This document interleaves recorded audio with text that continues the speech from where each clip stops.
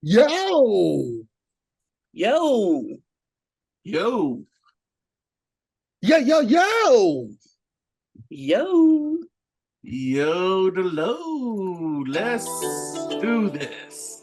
It's the brain again. Wefobz Man, I'm so Podcast, young. I'm so young. episode Standing on my 10 toes. I stay strong. 21. Move on, no matter what goes on. Started from a far place, moving on. Because I started from a far place. I'm all about the money making. Don't got time for any haters. No, I'm trying to go see different places. Because I started from a far place. I'm all about the money making. Just glad to be back, everyone. Glad to be back with my fellow host here. You are on episode 21 of the Wefobz Podcast, Wefobz Nation. Thank you for coming in and listening in. You're keeping it posted here with Poonie Moore, Hey, wait. Queen, Hey now. and Guys So Smooth. How are you two doing on this moment?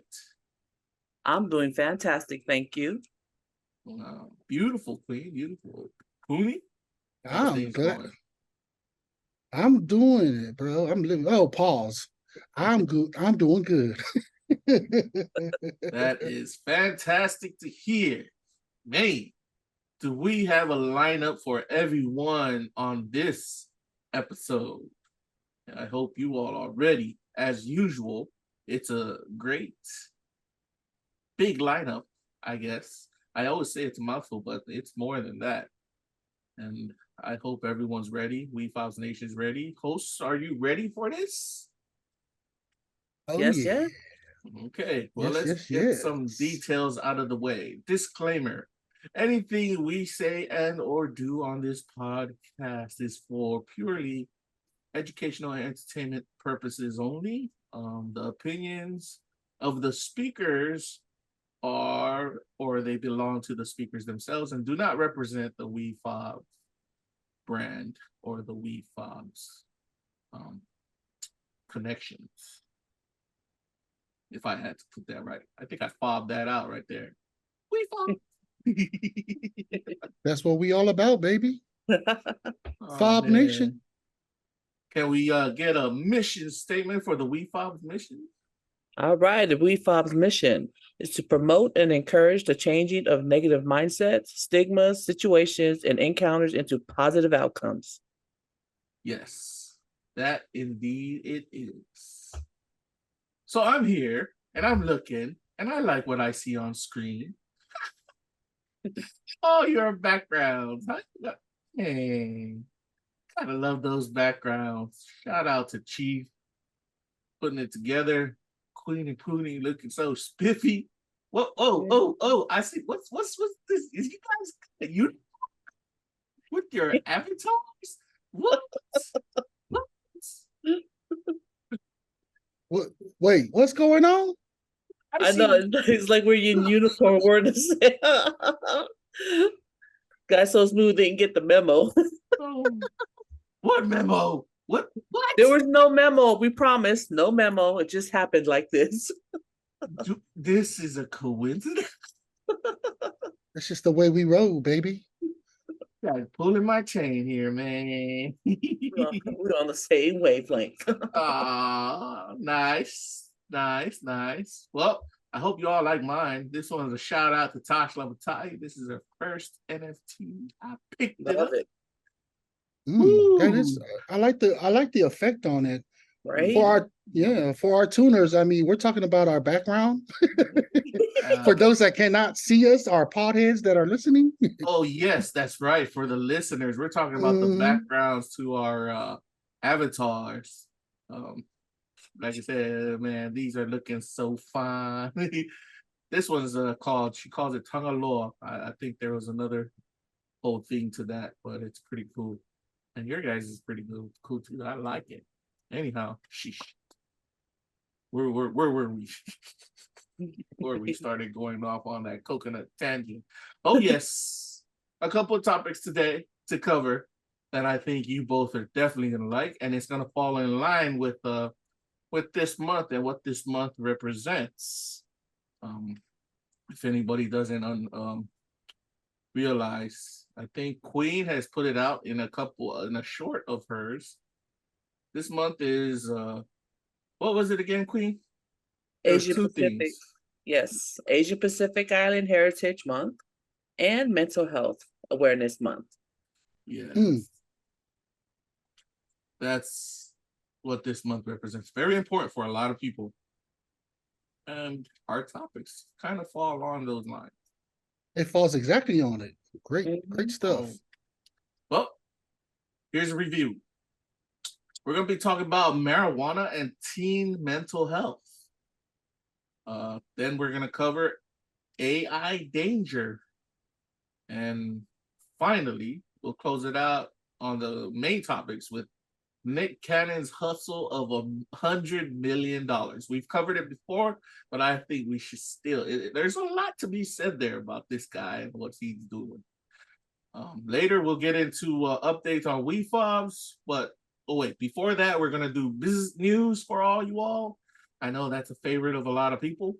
Then the updates on Wefobz, and the closing will be following the market. That's cool with all of you? Wefobz Nation, cool with you, Queen and Polynesians? We good? We are good. Yes. So the way I like to do these topics, everyone, is I like to grab fresh news. I like to hit everyone with some fresh news that coconuts usually don't think about, but then we want to get you to think about it in terms of how can this be a part of your journey towards financial freedom. That's what Wefobz is, the brand really represents our journey to financial freedom, and we want to share it with all of you. That's why we get on this news. We don't want to miss our chance to invest in something or pick up something that may earn us some big moolah that could help us with this financial freedom goal. That's why we choose these topics.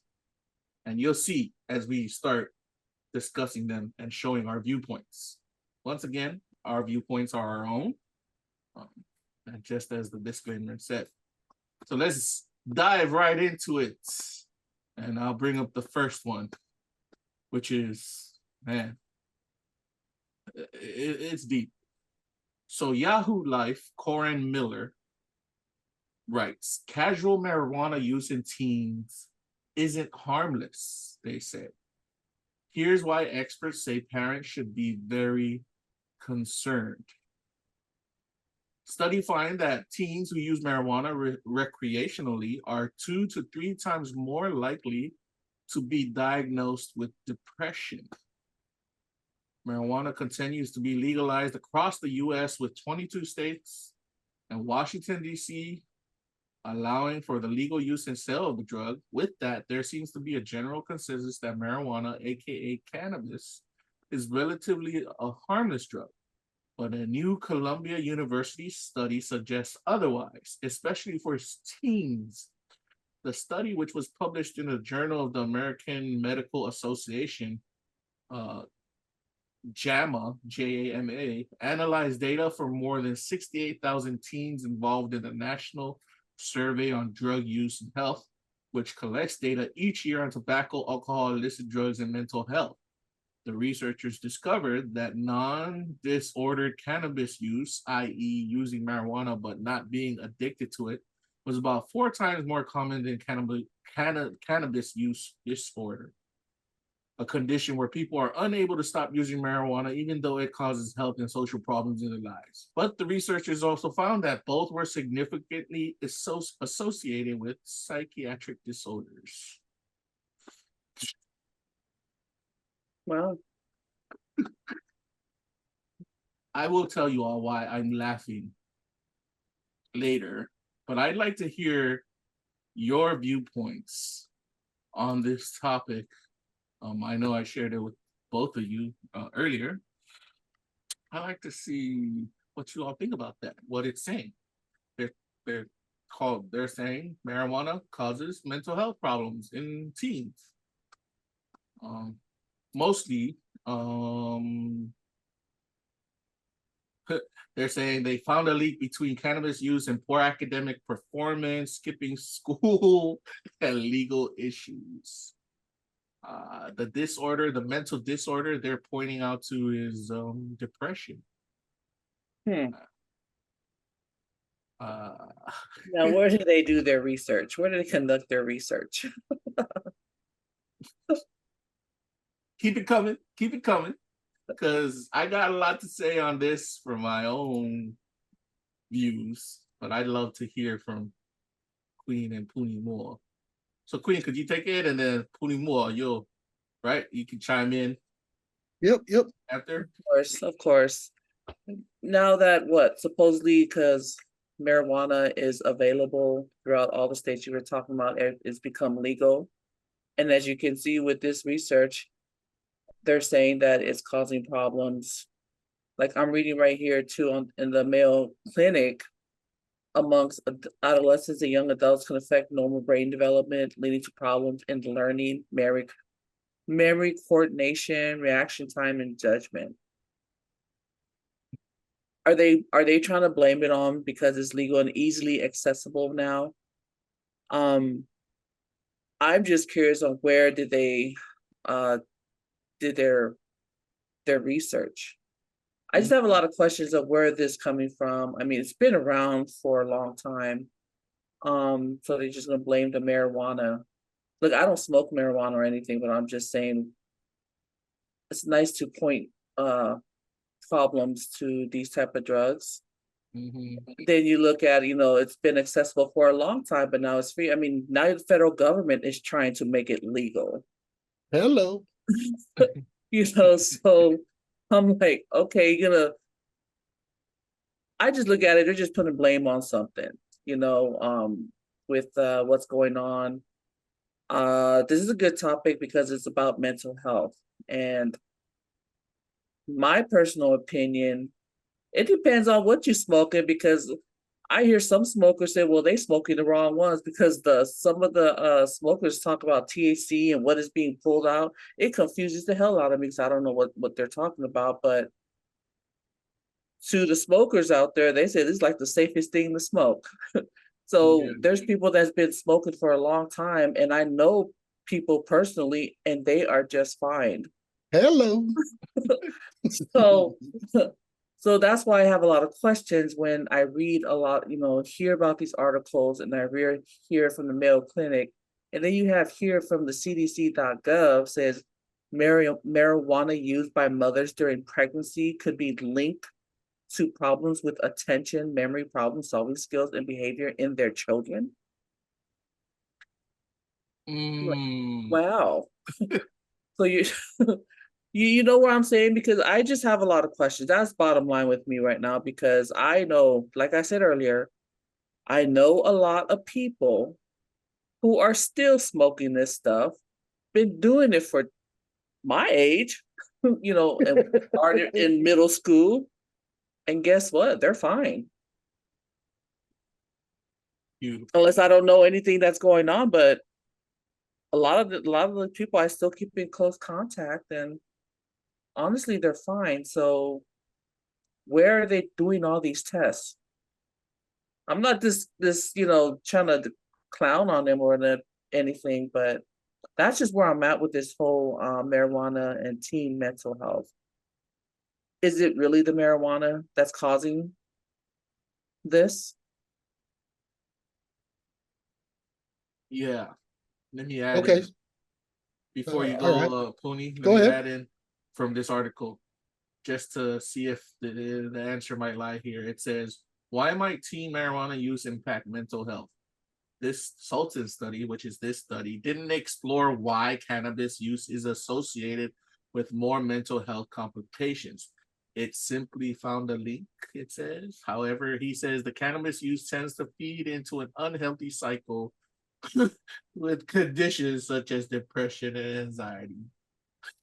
I'm laughing. Go on, Pootie. Take it away.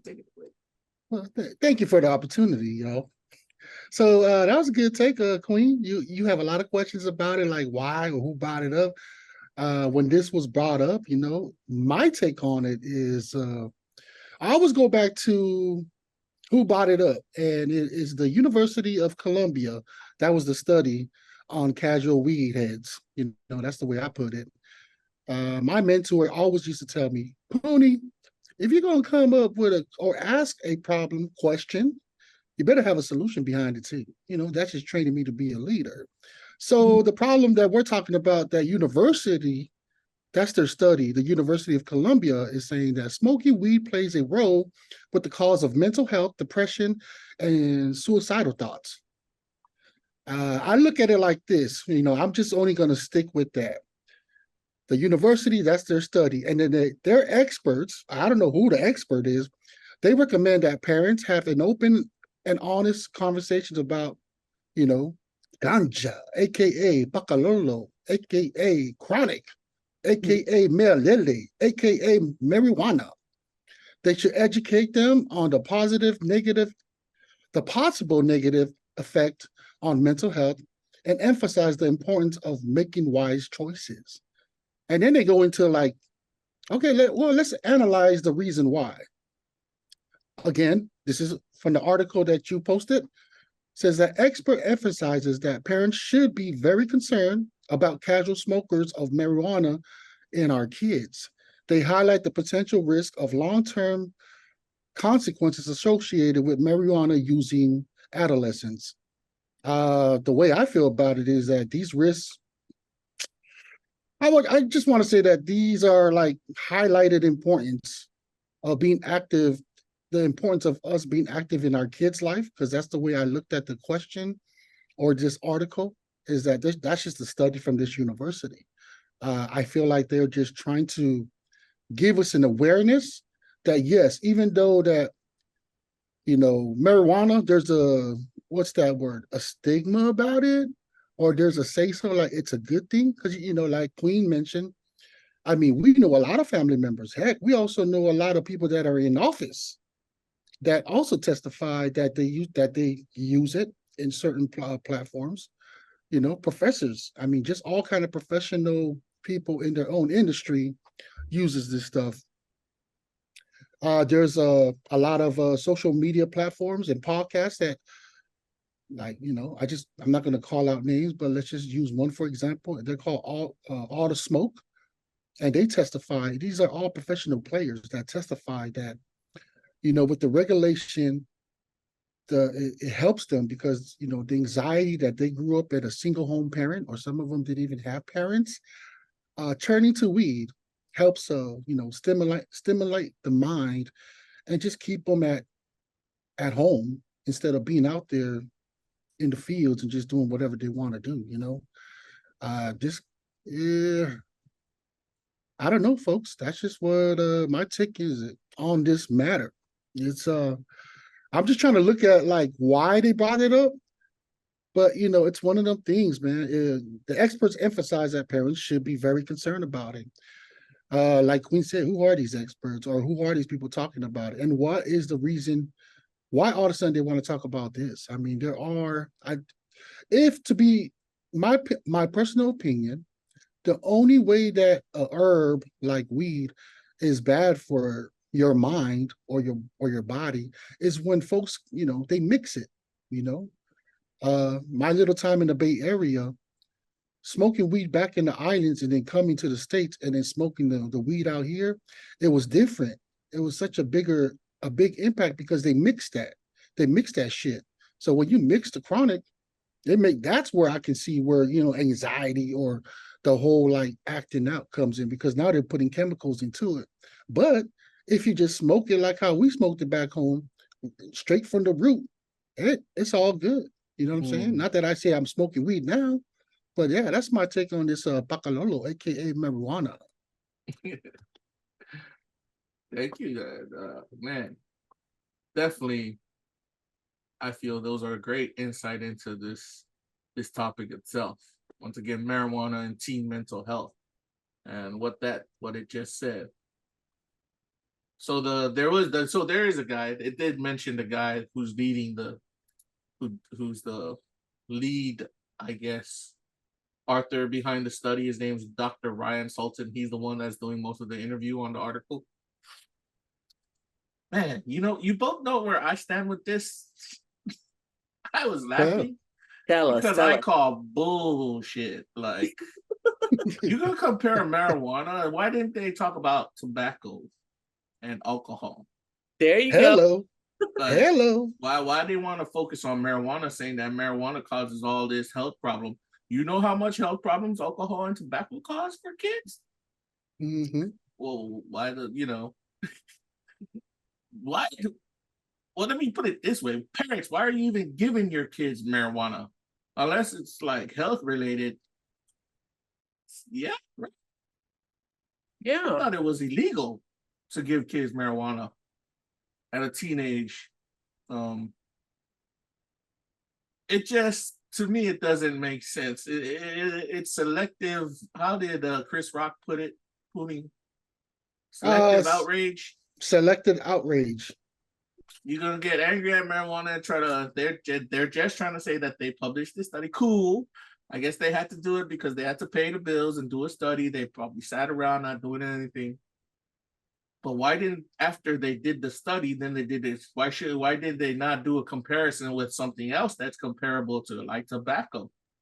Ever got into like the mental health issues that tobacco causes amongst teens? Can you compare the numbers between, okay, because I'm pretty sure tobacco, this is what I say allegedly, but I think they have facts. Tobacco causes psychosis and stuff like that if you doing it at a teenage age or something, like, maybe in mental health terms. These guys are just saying depression and anxiety. And I'm like, what? What? So you're gonna focus on Mary Jane and not focus on Siggy Man. Back in the days, they used to pitch tobacco like it was a freaking health thingy. The Marlboro commercials, and that's how much power the tobacco and alcohol industry has, that they can hide these studies that are done about them and not have everybody talk about them. And then people come and cap on marijuana. And you ain't lying, Queen. Why is it so tough for them to pass the laws to legalize marijuana? It's a plant. Well, because of, I think a lot of people also miss, it's big corporate interests, I believe, blocking marijuana from becoming legalized. Kind of like how the gas guys don't want EV cars to come up. Gasoline guys don't want electric vehicles coming out because they'll lose out money. I'm pretty sure it's the same with alcohol and tobacco. It's the same with tobacco. It's just some things I want to put out there. Yeah. And what you call it? I'm brain fart here, but doctors are prescribing these. So I mean, there you go. Hello. I can attest that it does help with the very same mental issues that it's talking about is actually the mental issues that marijuana helps with. Yeah. Right. Right? Yeah. I mean, that's no difference from it doesn't matter. It's kind of like even weight loss, right? People talk about the certain foods you can eat. It doesn't matter, man. If you overeat something like broccoli, if you overeat it, it's not going to be healthy. It's the same thing with weed. I mean, you did turn me out. It's like bullshit. I mean, I get where they're coming from with releasing their studies. These scientists need to make these type of studies to ask any type of question. But you just have to question the motive, right? What is the motive of, I wouldn't say the scientists, I would question what's the motive of whoever wants it publicized in the news in that type of heading. What's the motive of Yahoo Life heading it like that? Like, or sometimes it could just be just a regular standard in a university. They're just doing studies. They're just picking topics. All right, let's do a research on it. Yeah, that's what I said. That's all it is. You know what I mean? The motive for putting it out in the media as casual marijuana use in teens isn't harmless. You know what I mean? So why didn't they say casual cigarette tobacco use in teens isn't harmless? You know, compared to casual tobacco use. Or maybe that's another study. Or maybe I'm on another tangent. Maybe like you said, it's got to be the intention. Why they doing this? That's basically what you're asking. Why focus on marijuana when there's other stuff too that worse than marijuana that is legalized, right? It's legal. Yeah, it's one of them things. Kind of like you mentioned, cigarettes. I mean, since I was born in the 80s. They do advertise that smoking is bad for you. There's been a time too, I think that's still going on, but there was a time where I've noticed when I'm buying a pack of cigarettes that they will show like the disease bodies on them. Did that stop me from smoking? No. It just to each its own. Well, there you have it, bro. Just the fact, disease body. Does marijuana cause the disease body? Does it fuck up your liver or your liver, your lungs like tobacco does? We're talking about mental health. How much mental health issues do people get from tobacco? Come on now. Laughable. That's why I was laughing through the reading of that article and news. But again, they're just pointing out a study. Okay, we'll give you that. You can have that one. You have the benefit of the doubt. And what Punimo added earlier is like maybe it's just it's just a little warning, something to think about. Look out for your children and so forth if they're out there smoking and stuff. Just keep track. Keep track. Mm-hmm. Well, more than that, keep track. I literally would say, this is just my opinion, it's better to have them on marijuana than it is to have them on tobacco.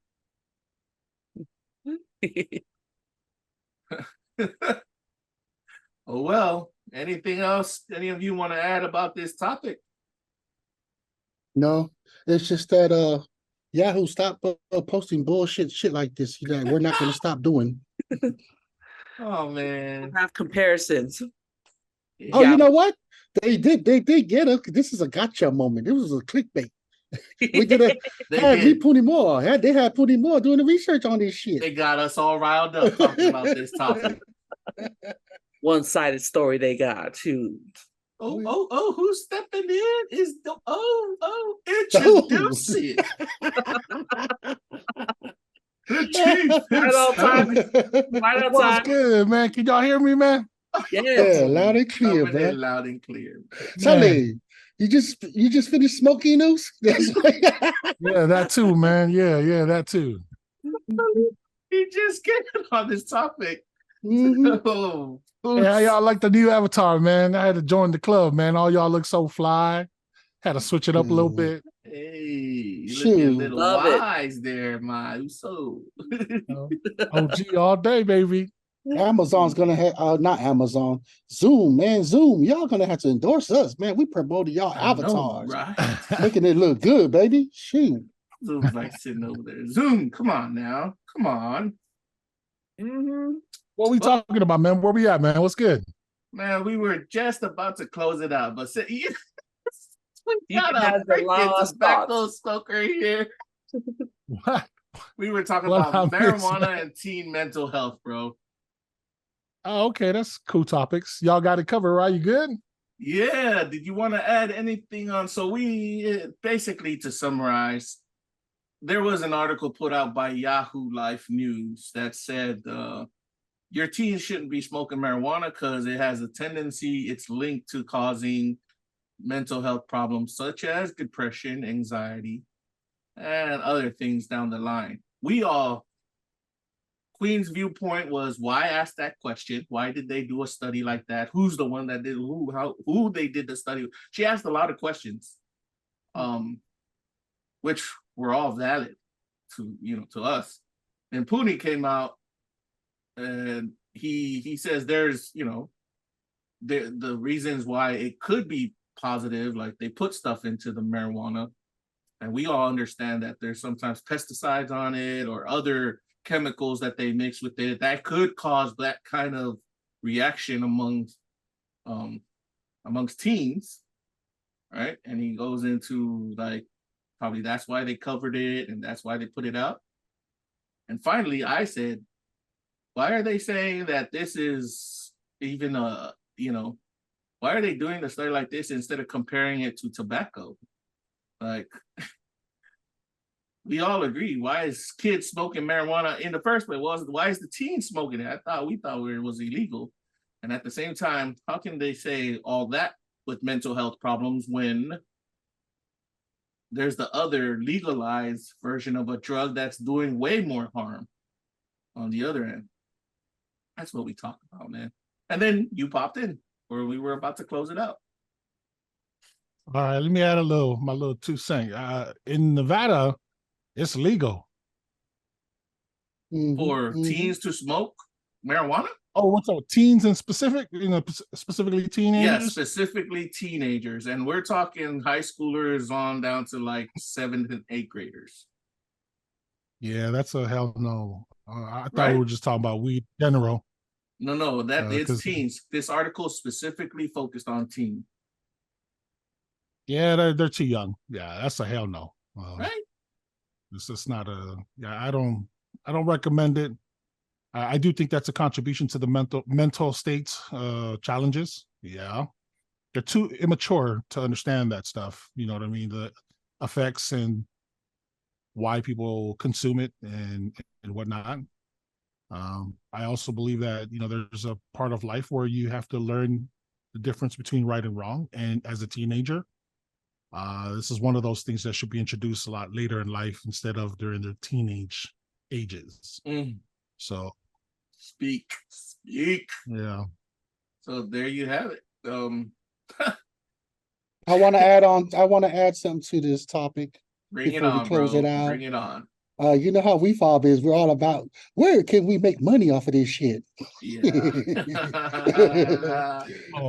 Certainly, get. You know what, man? For our listeners out there, man, if you got connections for what is it called, the cannibalism stores, I would like to open a business like that, man. Cannabis, not cannibalism. Yeah. Cannabis. The cannabis, Cannibalism. bro. Cannibalism is eating other people. That's a straight Wefobz moment right there, man. That's a Wefobz. He's trying to say, eat the weed. No, bro. Hey, you do eat the weed. They bake it in like. I mean, you can eat it in a different form. You can eat what it too. he say, Wefobz? He But say y'all, cannabis. you get what cannabis. I'm saying. Yeah, cannabis stores. We need to get into that. Can we invest in one of you coconuts? Or any one of you like opening up a business in cannabis? Yeah, hit us up. Hit us up. I definitely know a few. That's a pretty lucrative business right now. I know some Polynesians who are actually Chief doing knows a few. cannabis. Chief, share, bro. Oh, it's a great. I mean, like, you know what I mean? For teenagers specifically for this episode, yeah, of course, that's a hell to the no. Hell no, right? For the you're sick in your mind if you want to, introduce that too early into the kids and allow them to. Of course, that's my personal opinion. You know what I mean? Like, they're just too young for that. Like, there comes a time in life where that can be introduced, and especially in the United States. So no, hell no, it's a hell no. But on the other side, yes, there are local businesses in the cannabis business industry. I know some really good friends of mine who we also, including myself, participated in trying to establish this when it first came out, when it came to be legal for certain states. And yeah, like the growing of it, the farming of it, like that's one area. I do know some from California, 2 of them in particular. They are aware of the Wefobz, and hopefully one day we can get them on the podcast. And they're pushing that out there very strong. There is a lot of money in that. It's hustle money, right? I mean, it's pretty straightforward. When it was illegal, that was a good hustle. You know what I mean? Everybody trying to get their little weed fix. So it's definitely a lucrative business, but doing it on the legal side of things, now the government gets a piece of the pie. And yeah, it's great. But I'm team Snoop Dogg, man. You know what I mean? So there you have it. Wefobz Nation. You're listening to all us. day, baby. You can tell we're pro. pro marijuana in that sense. Well, each of the hosts, I'm pretty sure we are in that sense. There's benefits to this thing. It's just, Queen, you know what? I just figured it. They brought out this because of Mental Health Month, right? They issued Yahoo That's Life a possibility. reported, yeah, right. Yahoo Life reported it because of Mental Health Month, and it's something that will get everybody talking. Like us, we started talking about it. Oh, marijuana! Isn't it funny how they put that together? Yes, that's what we were recently That's just what we're discussing. talking about. That's what we're Like, talking it's about. the same What's the something, motive? what's the motive behind it? AAPI and mental health awareness in the same month, right? Like Exactly. yeah. So they wanted to make an issue. I mean, not make an issue, but try to point out marijuana has its negatives with teen mental health. But everybody, don't forget, though they say this about marijuana, there's still a legal drug out there that has way more harmful effects. And we all agree it's tobacco and alcohol. So you're going to talk about marijuana, you should talk about alcohol and tobacco first. I mean, they got to stop. The more we're talking about this, the more I feel like want to tell the person that posted this news, like, no shit, dumbass. You trying to tell us? It's basically like you're trying to tell us parents how to raise our kids. No shit, we know how to. It's common sense, bro. Drug free. Or what about? Go ahead, Queen. Go ahead, Queen. What about this? This is an underlying message to the Asian Pacific Islanders to put mental health in the same month of Asian Pacific Heritage Month. You know what I'm saying? All of a sudden they want to talk about this. Hello. But the funny thing is, though, mental healthcare, those concerns and every culture, this is something that every culture has standards on. Mm-hmm. Right. So to raise an awareness, maybe to the American people and all the rest of the idiots, but from a cultural perspective, it's always being influenced on the positive side why we shouldn't do it. But to each their own, right, at the end of the day, because we're not responsible for anybody in our community for making decisions that will affect them health-wise. I think that we all share the same similarity things, but as a cultural, in the AAPI heritage recognition, I just feel like every culture, because I've heard like Asian side how they have a very influence on what they think about alcohol and cigarettes and drugs and all the yada yada yada stuff, and they say the same thing too. They steer away from it. That was just off my head, off top. And to add to that, we also can't forget that within that AAPI is American Asian Pacific Islander heritage. They put that in for a reason, I believe, because it's coming from within America. Pacific Islanders within America. Bro, that's new to me. Yeah. There's an AAPI now. Is that what it is? No, it was. That was. If you go look it up, that's what it is. Interesting. And the first A stands for American. Asian. American Asian. Yeah. I gotta Google it. They keep changing it every year. It's been around for decades, but one time it was just Asian Pacific, API, then American Asian Pacific Island Heritage. I mean, they keep changing the acronyms and Asian Pacific American Heritage Month. APAH. Man, are we the alphabets too? Man, they're putting it that way. Anyhow, and then to each culture their own. Yeah, because some cultures they're a little bit more lax on alcohol and stuff like that. That's a lot in the European cultures, which is it. There are cultural heritages in America. But once again, going back,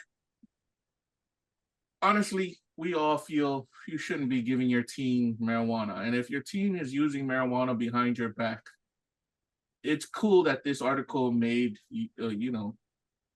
you aware of the risks and the dangers. but also realize that there, though,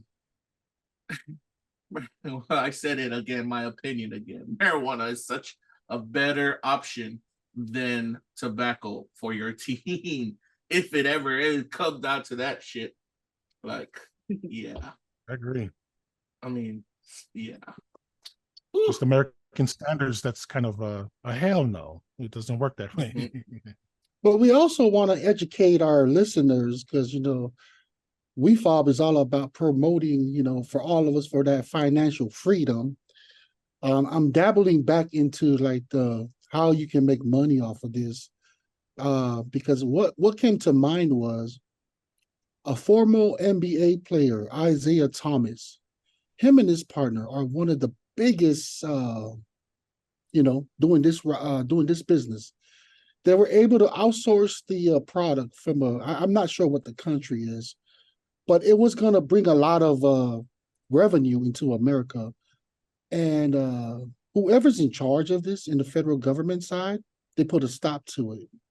I think I heard about that. Yeah, and Isaiah Thomas' point was, it's a simple fact that, our government doesn't like when minorities are able to come up with ideas. So that's probably going to be another thing that they're going to steal from our minority people and capitalize off of that, the money trend. I just want us to be aware of it.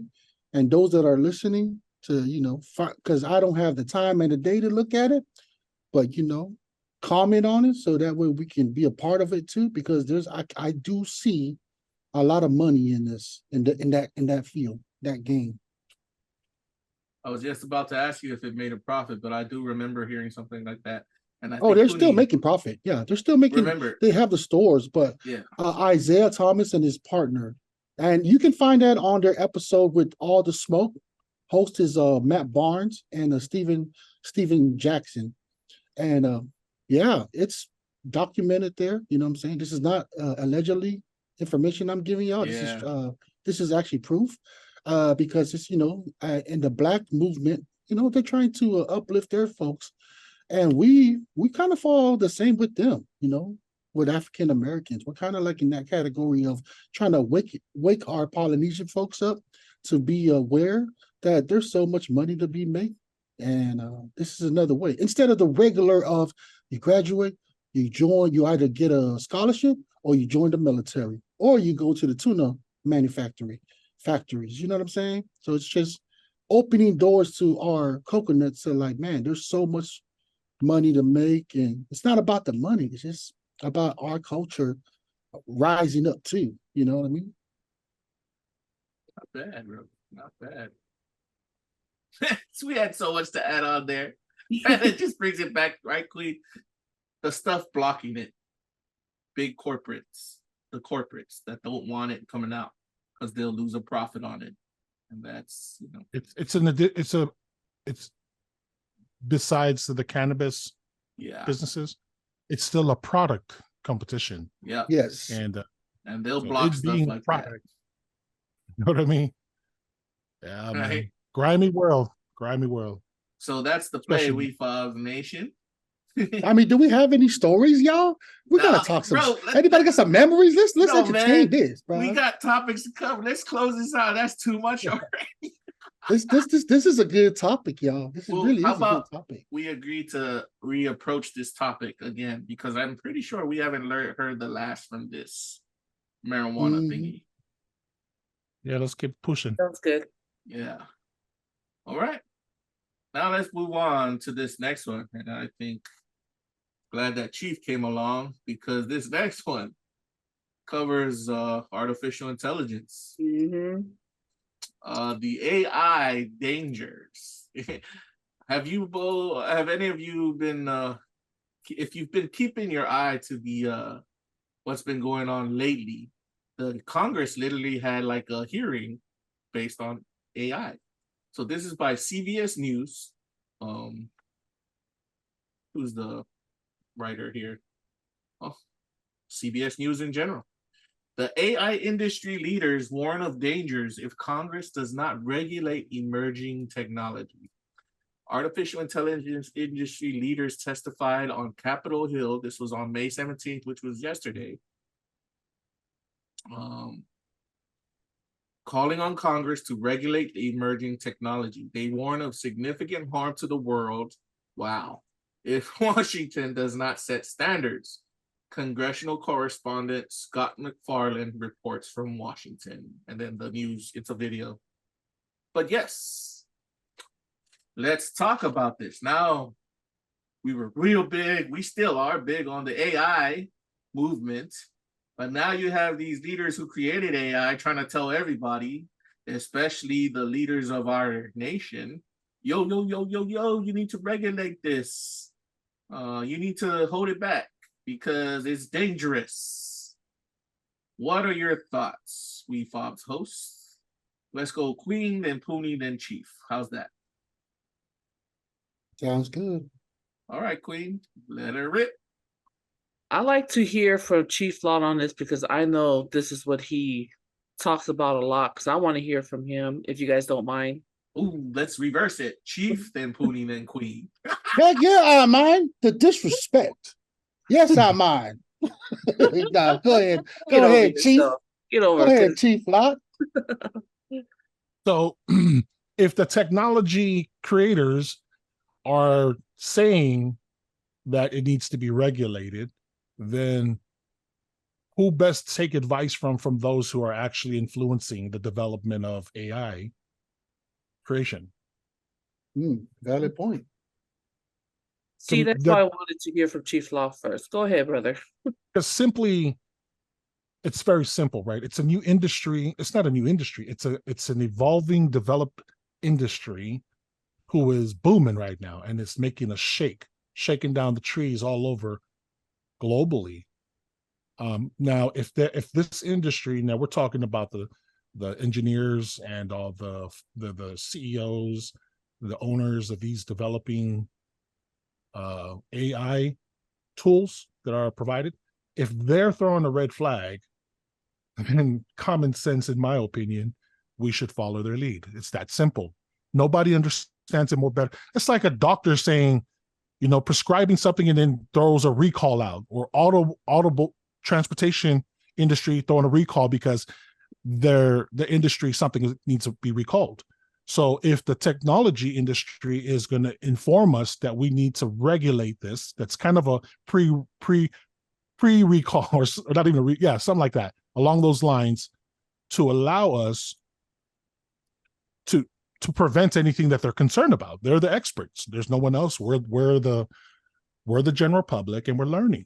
So you'd be an idiot, not, in my opinion, you would be an idiot if you don't take the red flags brought to you by the developers of this industry.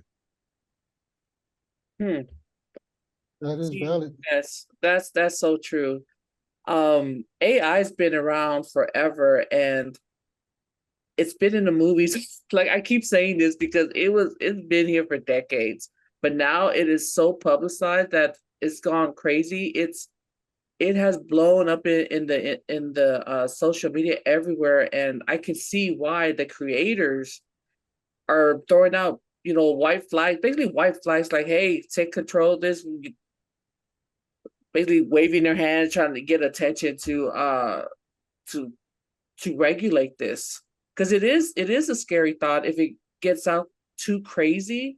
Because I'm not a techie person, but I see what AI can do and the power that it holds, and people, that it can really change the way we are in the future if there's no control.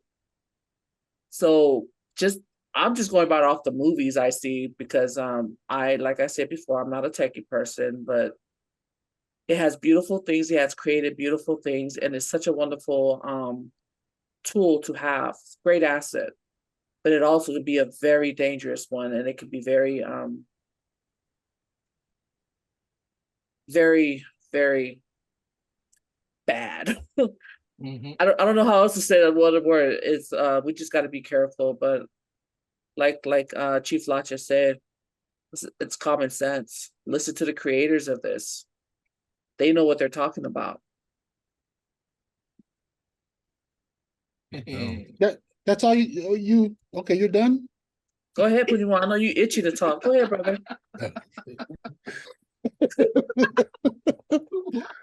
Yep, that sounds good, man. Yeah, to each its own. I want to quote something here. This is a popular saying. Let me know if you guys heard of this before. AI isn't going to replace you.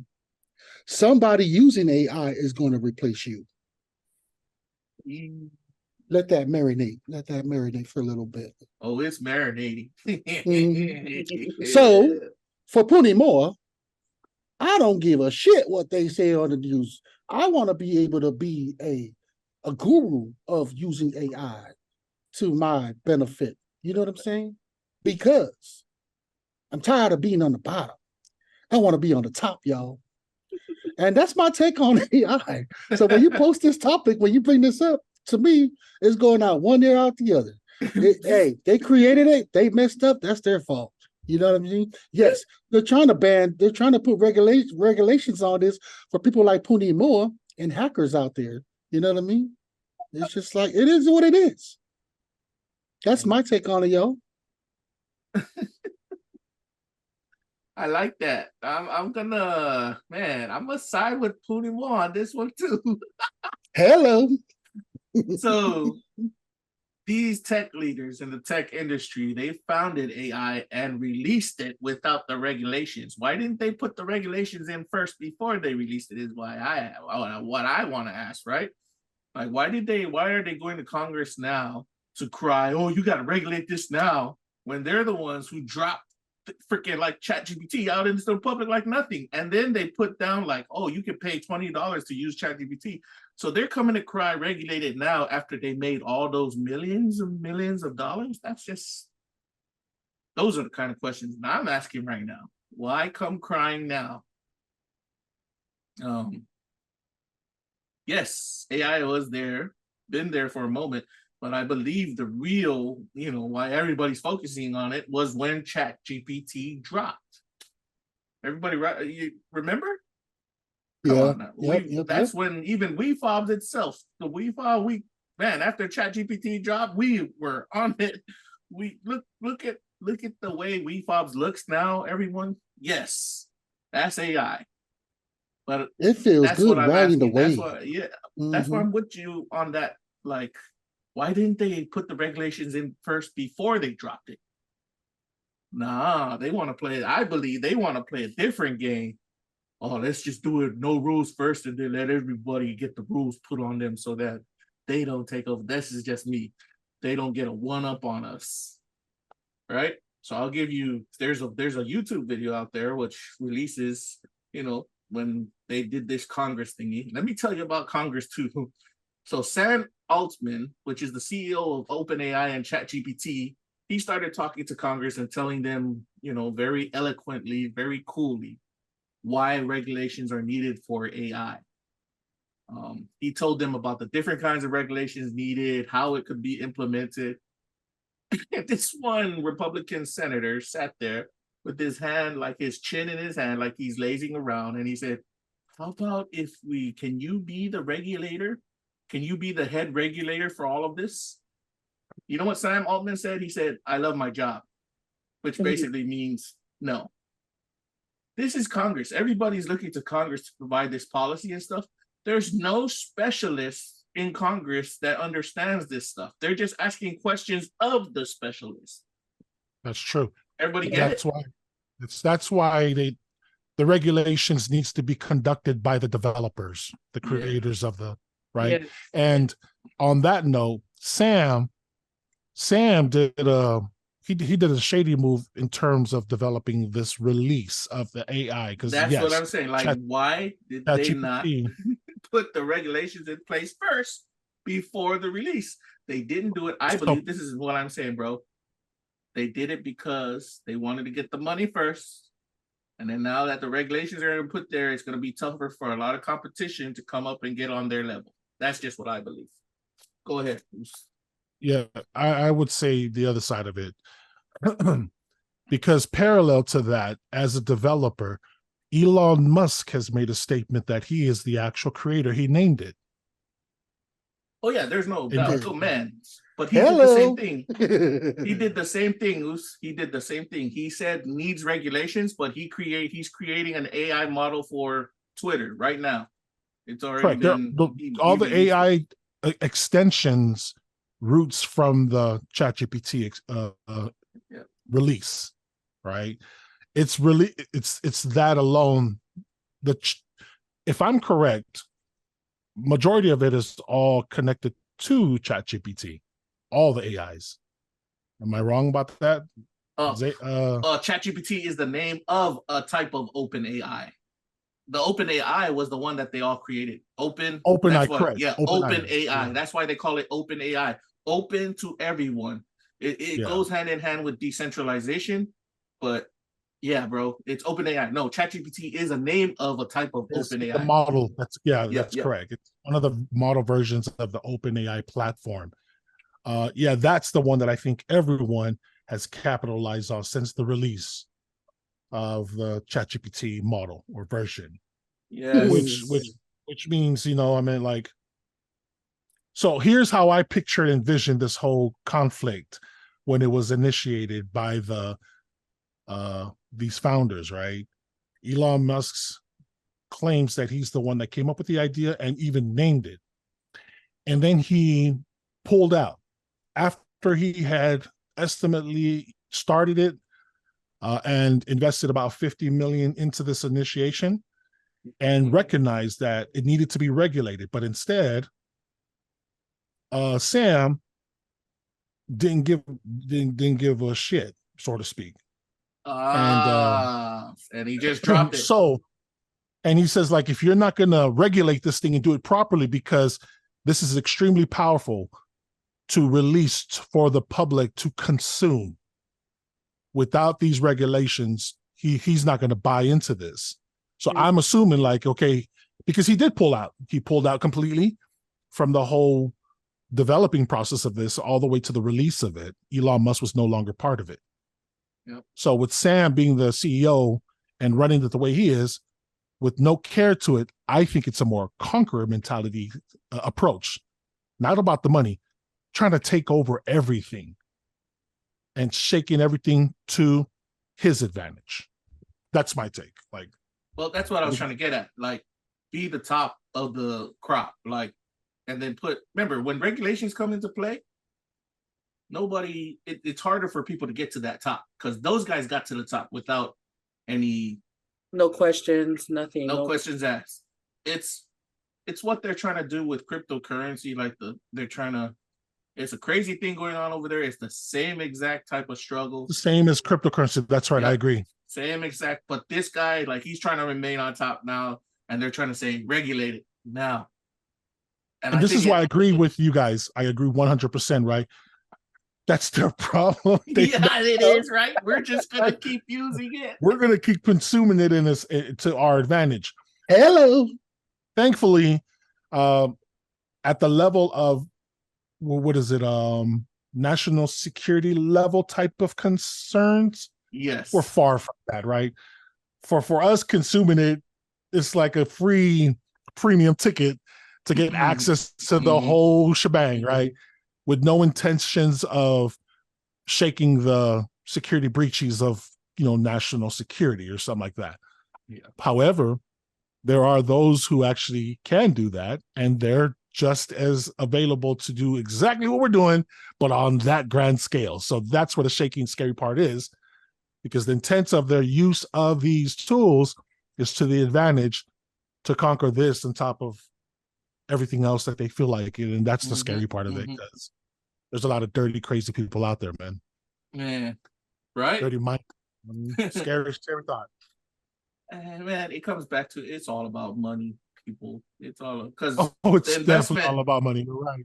It's billions of dollars, the investment that ChatGPT picked up, that just to get that, billions of dollars after that. And I think Pooty he's had experience with it, right? Pooty, you bought into the ChatGPT $20 a month thingy, right? For a little bit. Yes. See?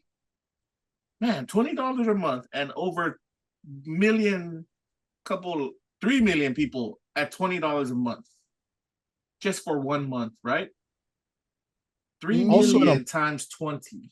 Dang. Also, as a marketing strategy, it's a genius move. It's one of the oldest tricks, or if it's not a repurposed. He's not reinventing the wheel. Yeah, they're not. They- Of course, for free, because you want everyone to do it. Everyone knows what the power of this tool can become. In order for to have a larger and wider reach, it has to be free. And they didn't make any money out of it because it's free. Now, the funny thing is, ChatGPT-4, to me, it's not. Yeah, that's too far-fetched for me. 3 alone and 3.5, I believe, is good enough for us, especially myself, like just to learn. Right? We got ChatGPT for free on Bing. Pooney's got Correct. it. It's I know, cool. I've seen it too, and I'm using it too for free on Bing. Yeah, and I don't see too much of it. It's kind of a little too advanced for me that I don't need that. It's crazy, right? For that purpose. Yeah, for research and developing of new innovative things, cool. But for me, at the very basics, the basics does more than enough, right? The idea that you can just talk to your own AI and let it give you some realistic professional, it's not even professional.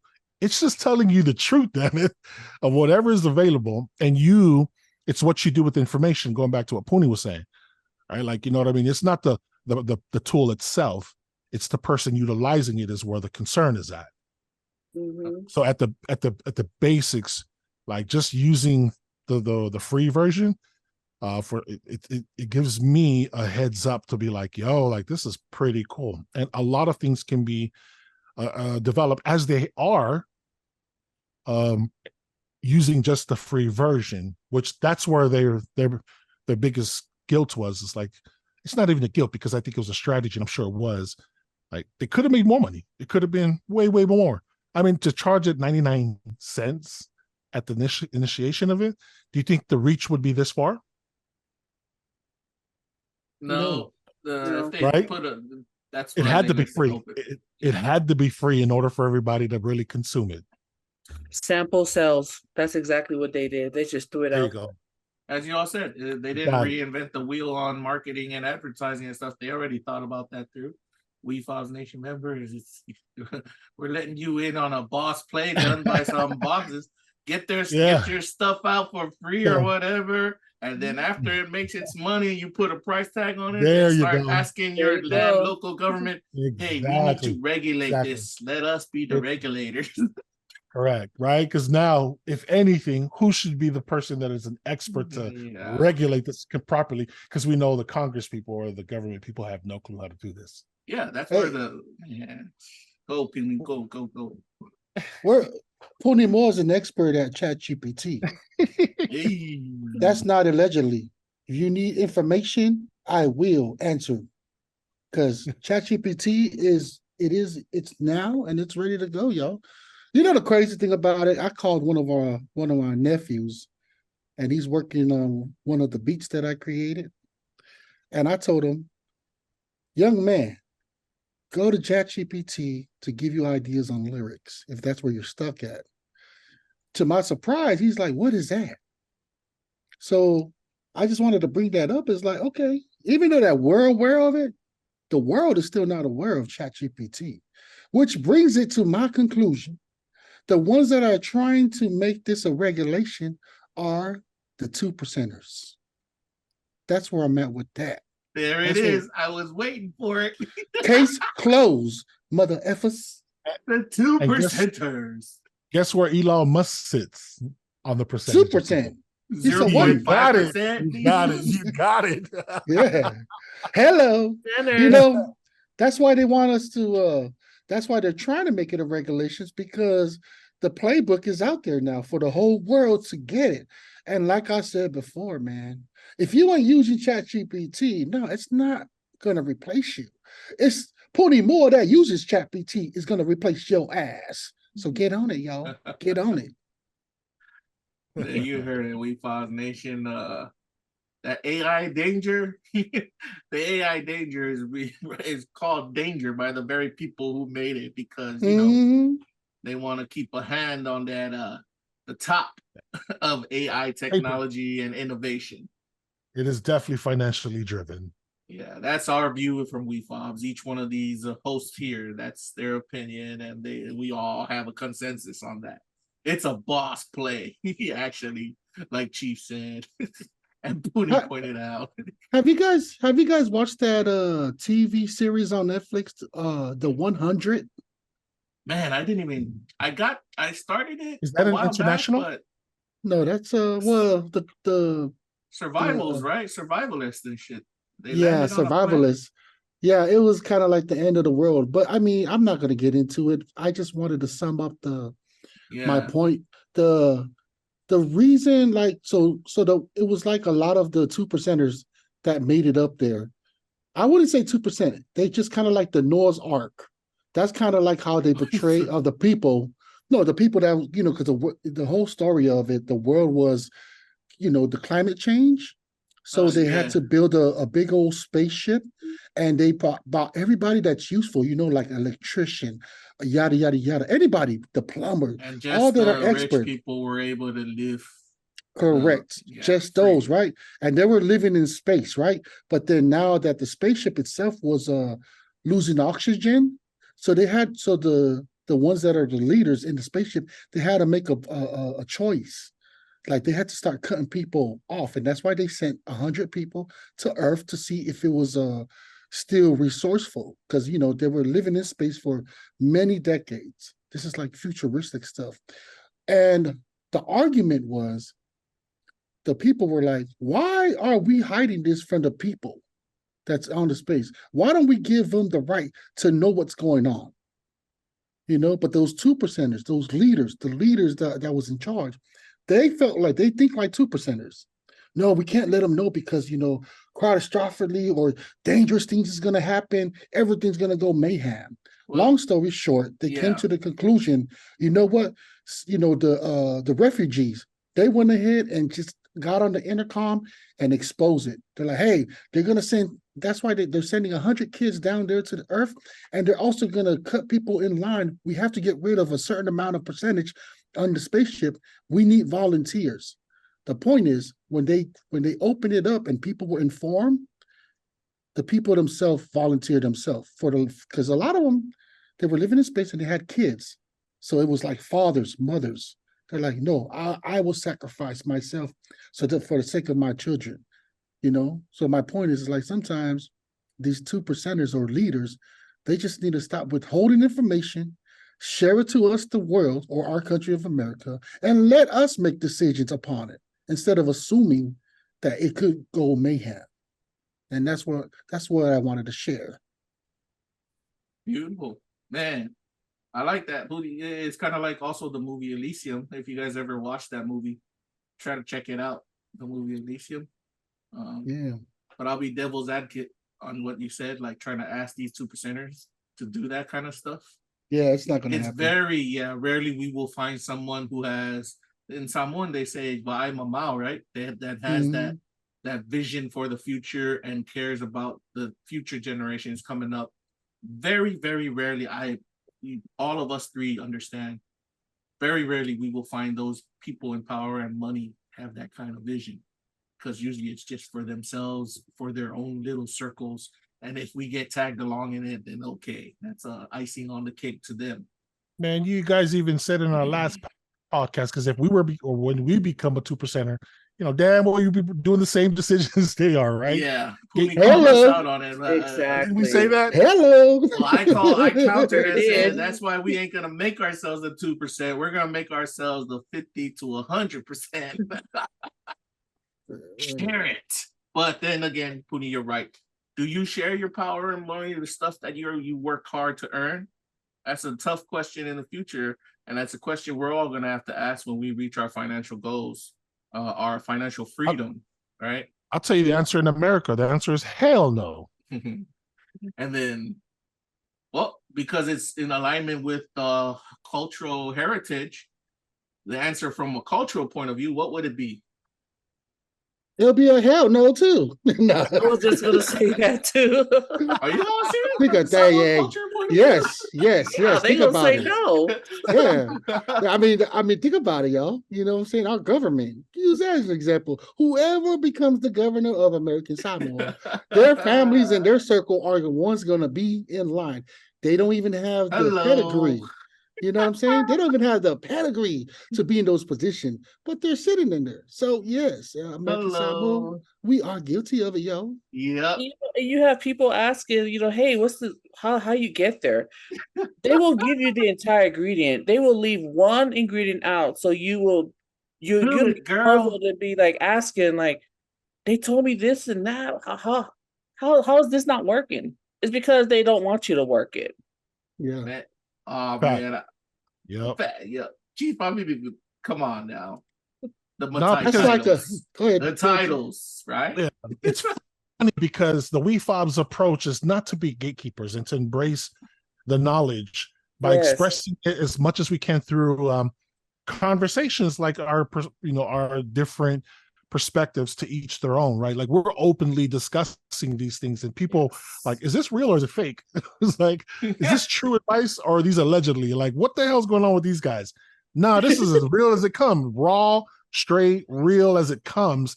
And the purpose was to have everybody enjoy the process and be part of this process, because there's a lot of people, because that's how I am. They're like, why are you so kind? And how it makes sense, but they still would struggle with like receiving it as gems. You know what I mean? Like, take it for the face value, like, yo, that is real for real. But instead, with that typical mentality, it'll go through the like, always playing devil's advocate. But in situations like, in some cases, people should not. So for us, I gotta go with the way things are going. You know what I mean? And everything we've spoken is being documented through each episode on both platforms. And it's very unique, and it's rewarding for me to see everything come to pass, which is pretty cool. Whew. There you have it, Wefobz Nation. Man. And speaking of platforms, don't forget to check out the whyuce podcast with Queen and Puni Mo. You definitely want to tune in. We always put theirs out there. Episode 12 will be releasing either tonight or tomorrow. Hello. Tune in. It's a bunch of exciting topics also there. They got a different view on their podcast going on different topics as well. With that said, how about we take a little break just to get a breather in, and let's come back right after these messages. You all good with that? Yes. Let's go. Hey, what's up, y'all? It's your boy, Puni Moa. And Queen. Get onto our wefobz.io. Support from the islands. Go ahead and go on that wefobz.io. We got merchants for sale with affiliated Amazon. And also we got entertainment up there. You will see podcasts, and click on the podcast so you can listen to Wefobz and yours truly, whyuce. See ya. And we out. And it's good to be back, Wefobz Nation. We had some very exciting topics that we previously covered with marijuana and teen mental health and AI danger. Our host had a lot to say on those, and I know they're going to have a lot to say on this next one. Well, everyone, this next one is about Nick Cannon and his hustle of $100 million a year. $100 million a year. Let's get to it. So, Ayo, man, I'm gonna butcher this so bad. I apologize, news writer, for butchering your name.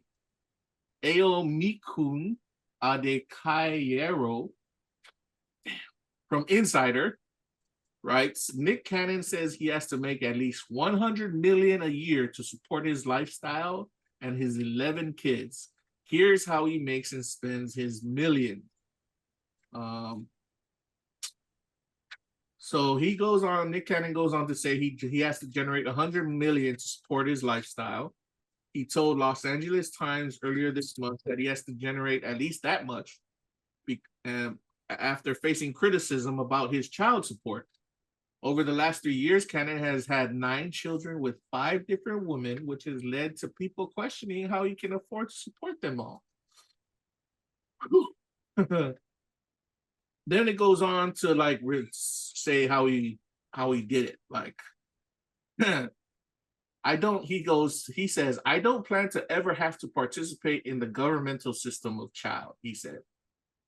And here's how Cannon is able to make his millions. Nick Cannon is reportedly paid more than $20 million for hosting The Masked Singer.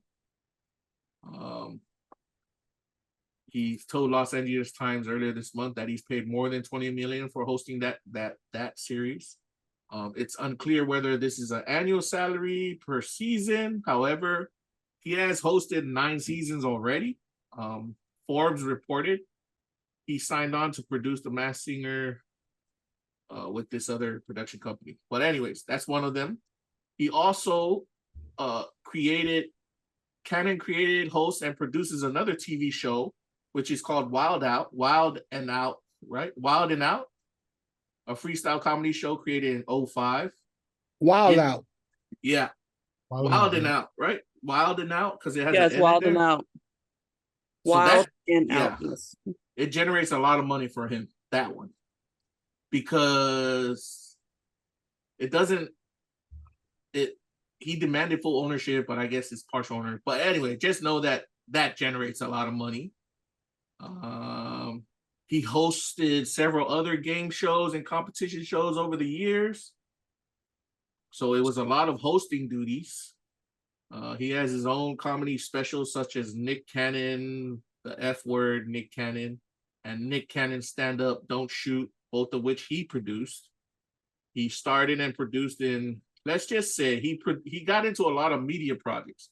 And then from his media projects, we discussed this before, he branched out into other investment opportunities, but it still dealt with media. And that's how he's making that $100 million a year. Mm-hmm. Now he's getting back into movies again, it says here, because he had a couple movies come out. He's got a podcast. He got a couple podcasts, his own podcast and radio show. Before I hand it over to you, host, for your thoughts on, his hustle, because we're talking about his hustle, and now everybody's probably looking at, oh man, he had like 11 kids from different women. Yeah, his hustle is hard because of that. But Nick Cannon, he knows what he's doing. $100 million a year. And I know I asked Queen and Puni about it before, Chief. Even 1 million to a coconut. Oh my God. He's making 1,000 times that. So let's get some thoughts. Who wants to go first? And then from there we'll rotate the answers or the comebacks or your feedback. Sweet. So Queen, Chief, and then Puni. Let's hear it.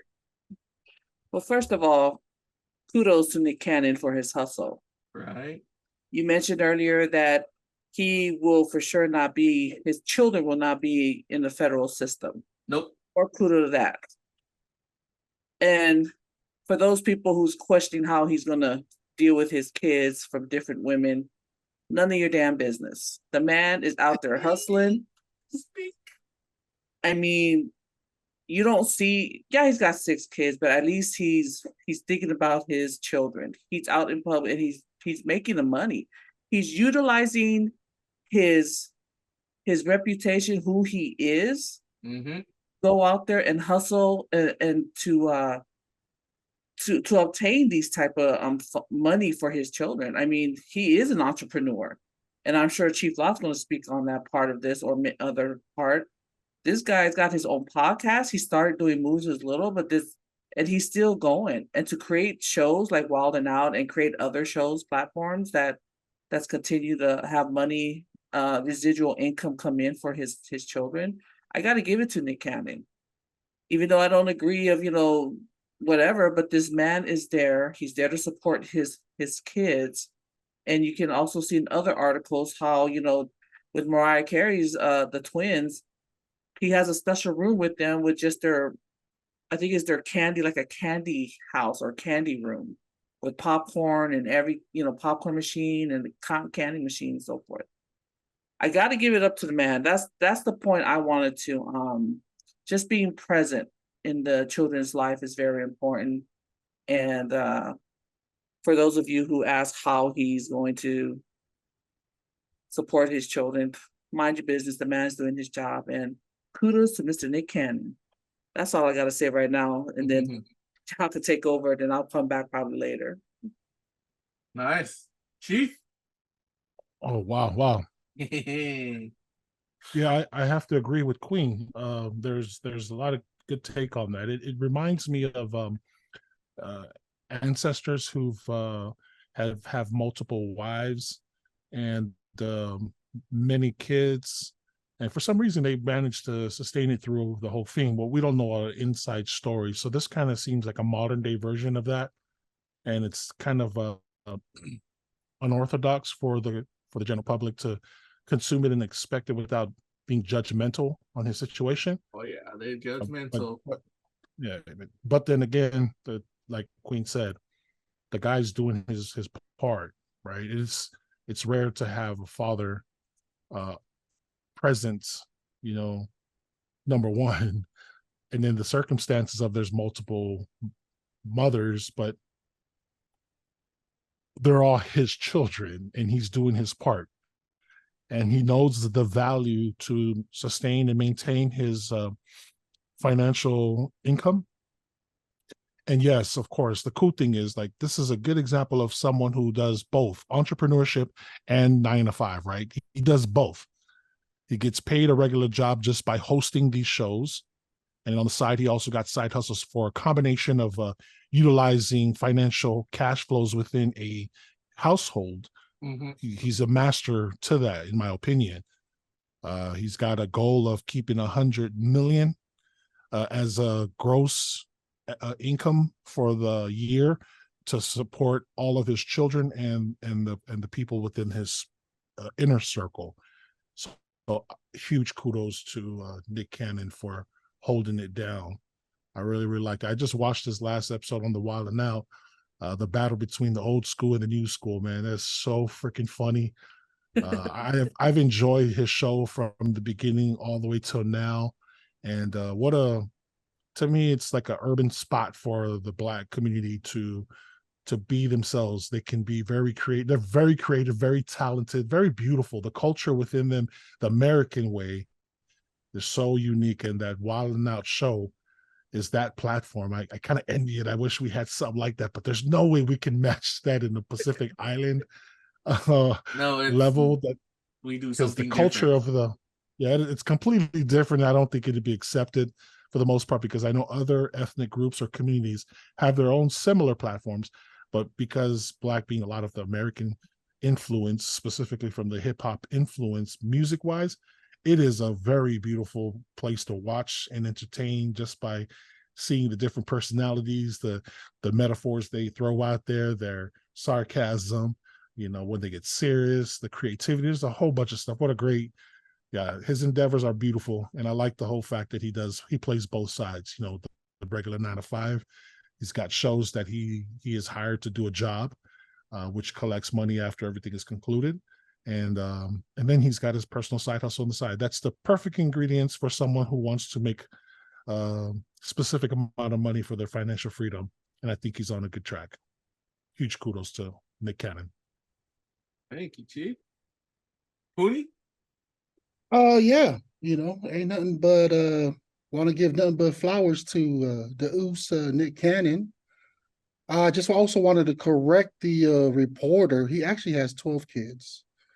And one of the child was deceased.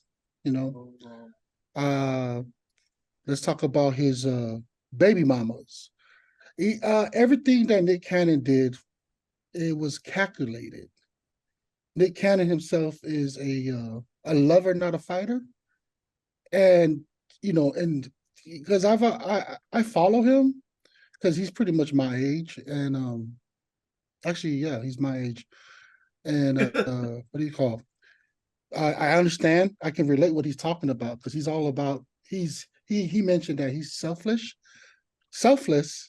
and he's a woman pleaser than being, normally a lot of guys, we just take advantage when you're making love, it's just about satisfying a male, but him, he likes to satisfy his woman. And the relationship he had with his baby mamas, it's not like they all happened in the same time. It's not like he was cheating. No, he had, like an intimate relationship.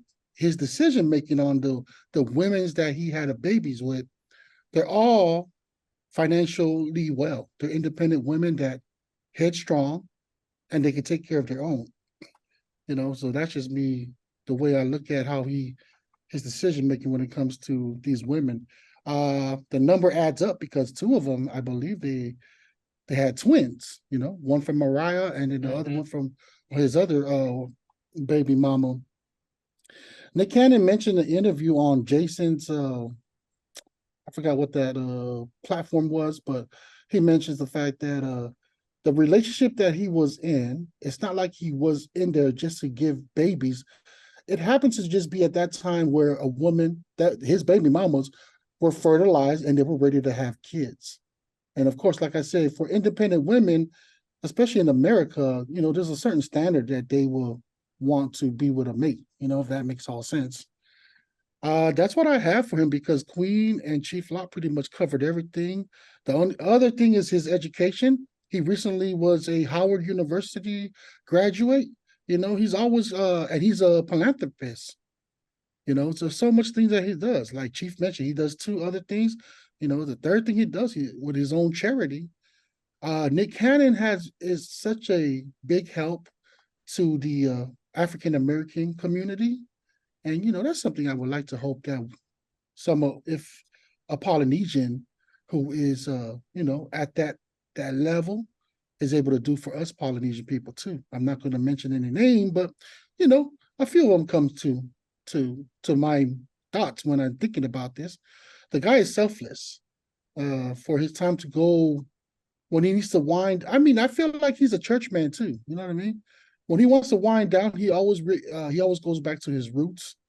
He'll go to San Diego, spend time with his family, especially his grams who's still alive, I believe. And he's that type that will, if his grandma tells him or his mom tells him take out the trash, he doesn't have no problem doing that because it reminds him to be humble. And one thing that sticks out to that, Nick Cannon said, I wouldn't want to call it humble because humble is like you're being submissive to somebody else. It's just more of having a balance in life. That's my train of thought. That's what I feel about Nick Cannon. It's not so much of your question of like that he has to make 100 mil.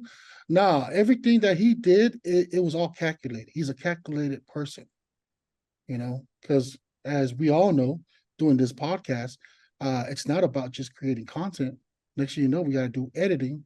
We got to start meeting with other people to grow this business. And then, it ventures out to so many other stuff that plays hand in hand in the podcast world.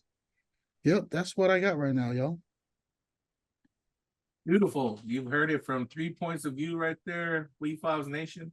For my section, I just wanted to bring the topic to light again because it inspires people like me, and I know it inspires my Wefobz host here, and we wanted to inspire you as a part of the Wefobz Nation members. Like, keep your mind on the hustle, keep your mind on that road to financial freedom. A lot of good words were brought up by our hosts that I want everyone to write down and jot down and have it click in your head that these words are a part of our journey. Because Nick Cannon, as each one, Queen, Chief Lot, and Puni has pointed out, he emphasizes this and he works on this, and everything he has done has been planned. Residual income, that's a financial freedom tip. I know Queen's talked about that. Sustaining a financial income, that's from Chief, right? His lifestyle, like he wants to live his life a certain way. He has the money to do that. That's why he's making his 100 million a year. And then when you get to that financial freedom stage, then you get into the area called philanthropy, which Puni brought up. And philanthropy is, giving back to your fellow man, trying to improve the livelihood of your fellow man. These are all phrases and sentences Wefobz Nation members you should keep track of, because we're keeping track of it. And this is what we're trying to use. We're trying to take from these type of stories to help us with our financial freedom journey. All right. Yeah. Just a side note, he just recently, Nick Cannon said he's cool. Like if Taylor Swift is looking to have a baby, he's cool. He's ready for her. This guy loves that. Please. Hello. He's calculated, y'all. Oh man. Taylor Swift be crying up all kinds of songs. Those are some things to definitely take note of. Freaking Nick Cannon showing us the way. Well, it's about that time.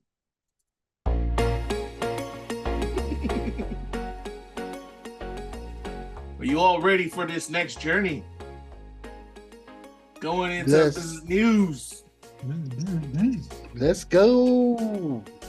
Well, Wefobz Nation, welcome to the business news section of our podcast, where we give you news that gets your mind going sometimes. Natural, supernatural, unnatural, you name it, we're going to bring it to your attention just to keep you aware, and maybe you'll get something from it, maybe not. We just love to be curious about it. And let's see what we have. Well, I know what we have. I'm just going to give it to you all. I hope you all are ready to shout out some views and opinions on it. Okay? You all with me? Yes, yes. All right. Let's do this. So, Live Science, Patrick Pester. And Patrick, I hope it's Pester and not Peester. No offense. They said, did Noah's flood really happen? Noah's flood. That's what he said on Live Science. Who's like, yeah, bro, it's in the news. Genesis 7:11. So they wrote that whole phrase of Genesis 7:11. Noah's flood is one of the most recognized Bible stories. According to the Old Testament, in the 600th year of Noah's life, in the second month, on the 17th day of the month, on that day, all the fountains of the great deep burst forth, and the windows of the heavens were opened. And then it goes on to say, this article goes on to say, this guy questions it, and he was going through geology, the study of, rocks and shit, and land, to look if it really happened. Don't they have I know they have the Noah's Ark, like an example of it.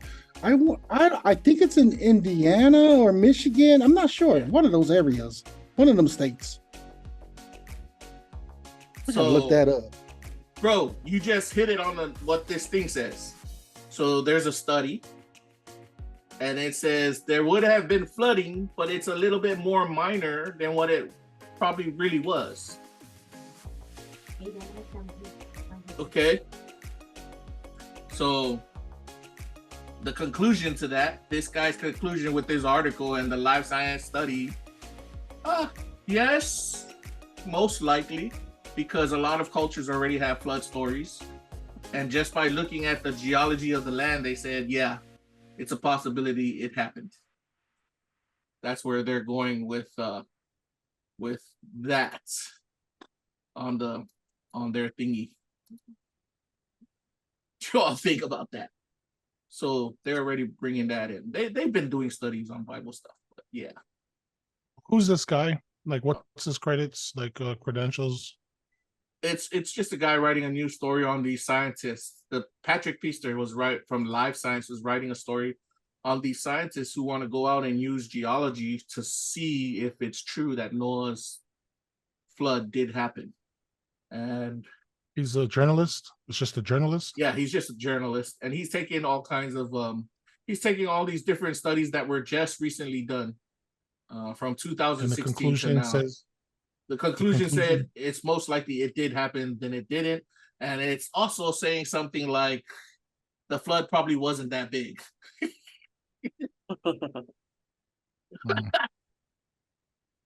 But this typical journalists. Yeah, they're just saying this through studies. They're saying this through geological studies. But it goes on to say at the end, like, there was many floods. The way the studies from geology show, there were many floods and tsunamis. So, yeah. Yeah, that's what somebody that smokes weed will say. Yeah, I think the guy is stupid.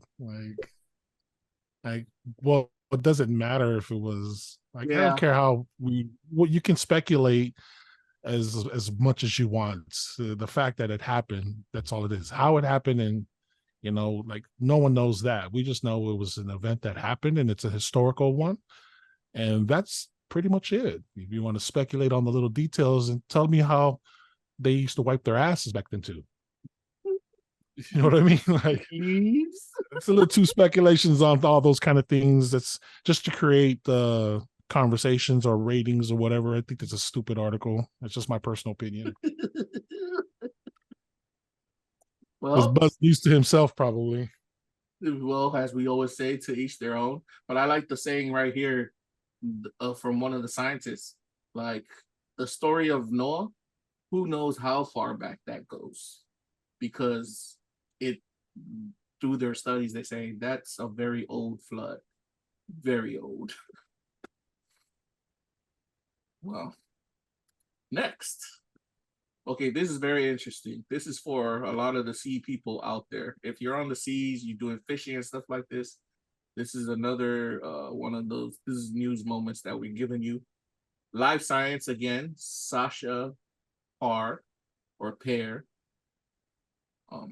Orcas, which are like killer whales, have sunk 3 boats in Europe and appear to be teaching others to do the same. The question is why? And what they write here is maybe one of the killer whales had a traumatizing experience with a boat, and it turned around and just started sinking boats. And before it died, it started teaching that to other killer whales, and which are orcas. And then every orca is starting to do that now, sinking fishing boats, even small ones. You fuck with nature, nature gonna come back and fuck with you. That's what it's saying. Thoughts? Don't go fishing where the orcas are at. Mm-hmm. Europe. Wow. That's crazy, man. That's even worse than Jaws, right? That's like, so killer whales eat sharks. All sharks, even great whites. Yeah, sharks and seals. Yep. So they're the apex predator of the ocean. Mammals too. That's what that story comes on. Be careful of the ocean when you're out in Europe. Man, what if they start teaching the killer whales out this way in the US, huh? Moving on. Biz news. Yep.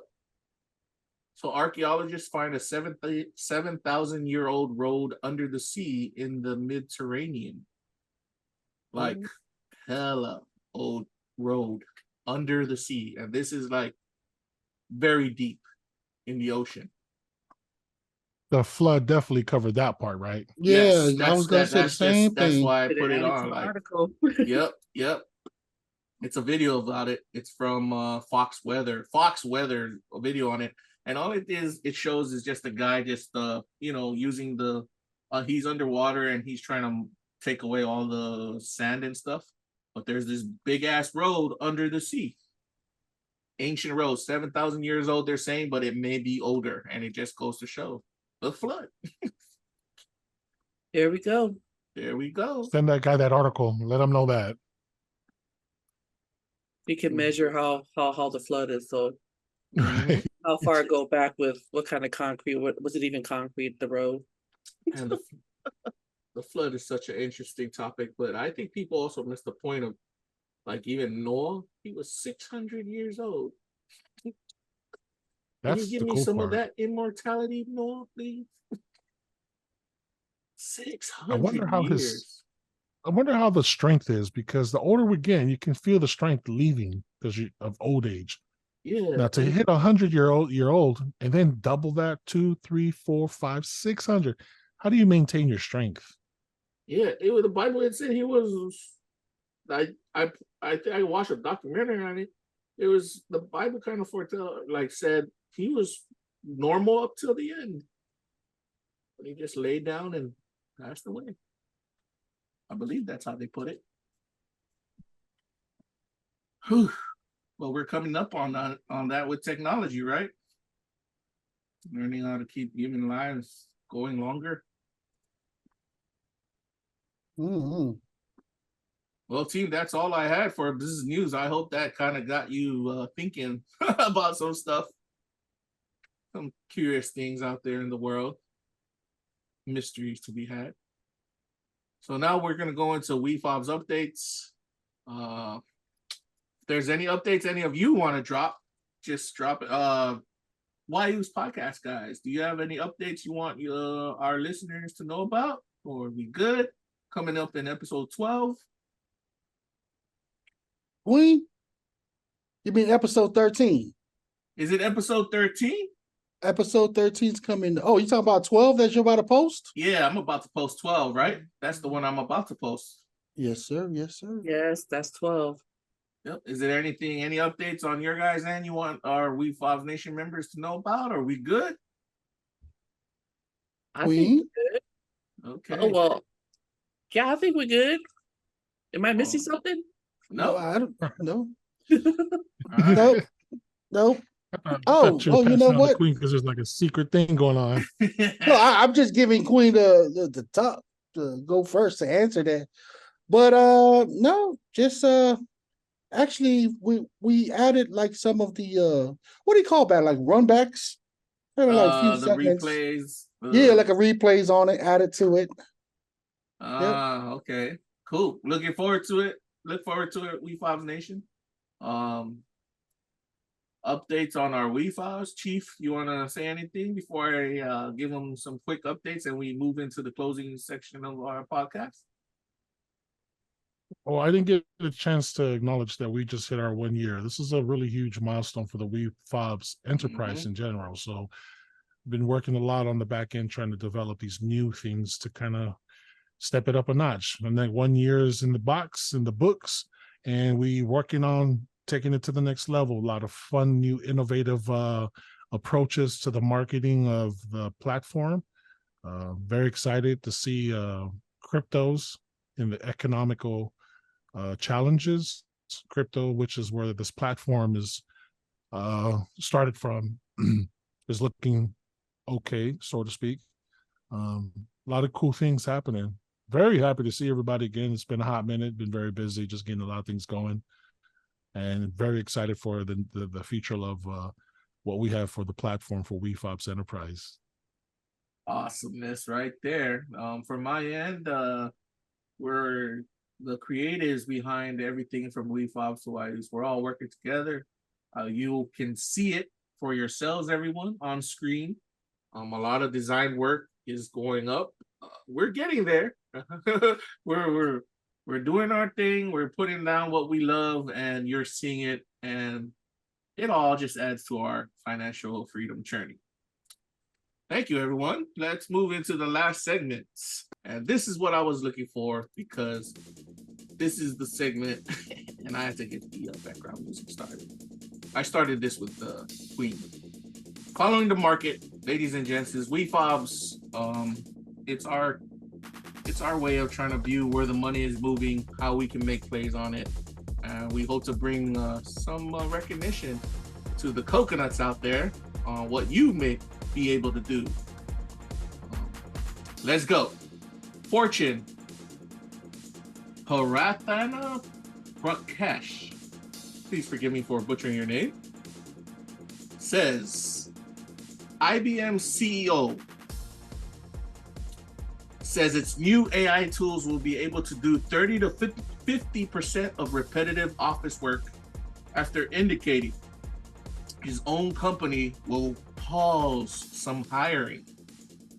So basically, IBM is saying AI is going to do 30 to 50% of repetitive office work, but they're also going to pause hiring. You said they're going to pause hiring.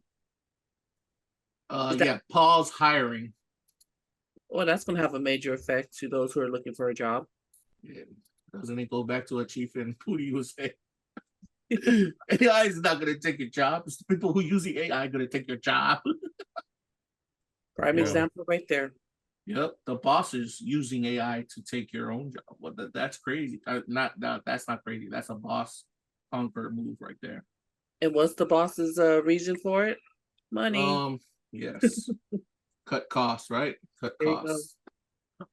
Companies can't they're gonna have to still hire someone to run the AIs, or they're gonna Mhm. invest into developing their own AIs to do their stuff. Right now, there's still people it's still gonna be people running it because there's someone who is expert will be hired for these jobs. It's just gonna be it's a new opportunity for, computer savvy people.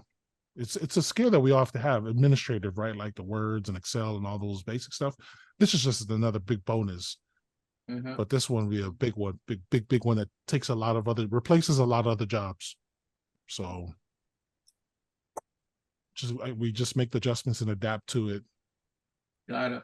There's still a lot of changes that will probably happen, in my opinion. Anything to add, Poonie? Nope. Cool. I'm just gonna put out there that it doesn't affect still the regular. I think was it Chief and Poonie. I think you guys pointed out the guys that do work, the labor, like the engineers that do the mechanics. It doesn't affect all of you. It just affects a lot of the people that does the mundane office task work. Right? Is that what? Am I right? Administrative, Yeah. even marketing too. It just narrows it down. So Wefobz Nation members might want to beef up that start learning some new skills if you want to keep your job, if you're thinking about it. If you don't want to keep working a 9 to 5, then entrepreneurship or creating your own hustle to get that income. We're here for it. Join the journey. Right? Right? Hey, I'm sorry, guys. You went mute during this whole topic on my end. I just finally got it back on. Like, what was the topic about? Oh, this current one. Okay, no problem. You were good. So, we heard you. It's a following the boss- market. I think it was my IBM. microphone. Okay, got it. IBM Oh, no, that's good. CEO. We go to the next. We're good. You good? Yep. Okay. All right, let's go to this next one because it still deals with AI. Insider Joshua Zitzer, an influencer, created an AI version of herself that can be your girlfriend for $1 a minute. She says it could earn $5 million a month. Karen Marjorie, Snapchat influencer, she launched it. It's an AI-powered voice-based chatbot called Karen AI. It has more than 1,000 paying subscribers. Damn. Lucrative business. What? Lucrative business. Karen AI launched as a beta test earlier this month and generated $71,610 in revenue in about a week. Almost entirely from men, Fortune reported. Yep. And they cited an income statement provided by the influencer's business manager. Oh my. So creative. Gosh. Oh my Yeah. goodness. It's another niche market. You got to cater to the fantasies. Mm-hmm. Yeah. $1 a minute. Cost $1. Sounds pretty tempting too. Right? So what is it? It's I'm not. Is it a voice? No, Like, so she took it's a actual her, like a scan of her actual self, right? What's her name? Karen, wow. Let me pull it up again. Karen with a K or a C? Karen with a CARYN, Karen Marjorie. Oh wow, he And jumps up she right called there. her stuff Karen AI. Wow. Well, If I'm it's not gonna the hate. Karen from the US, man. If it's the Karen from the US, I don't want to conversate with that Karen. Yeah, There's- Karen influencers builds up a app for companionship. Because there are a lot of those out there too.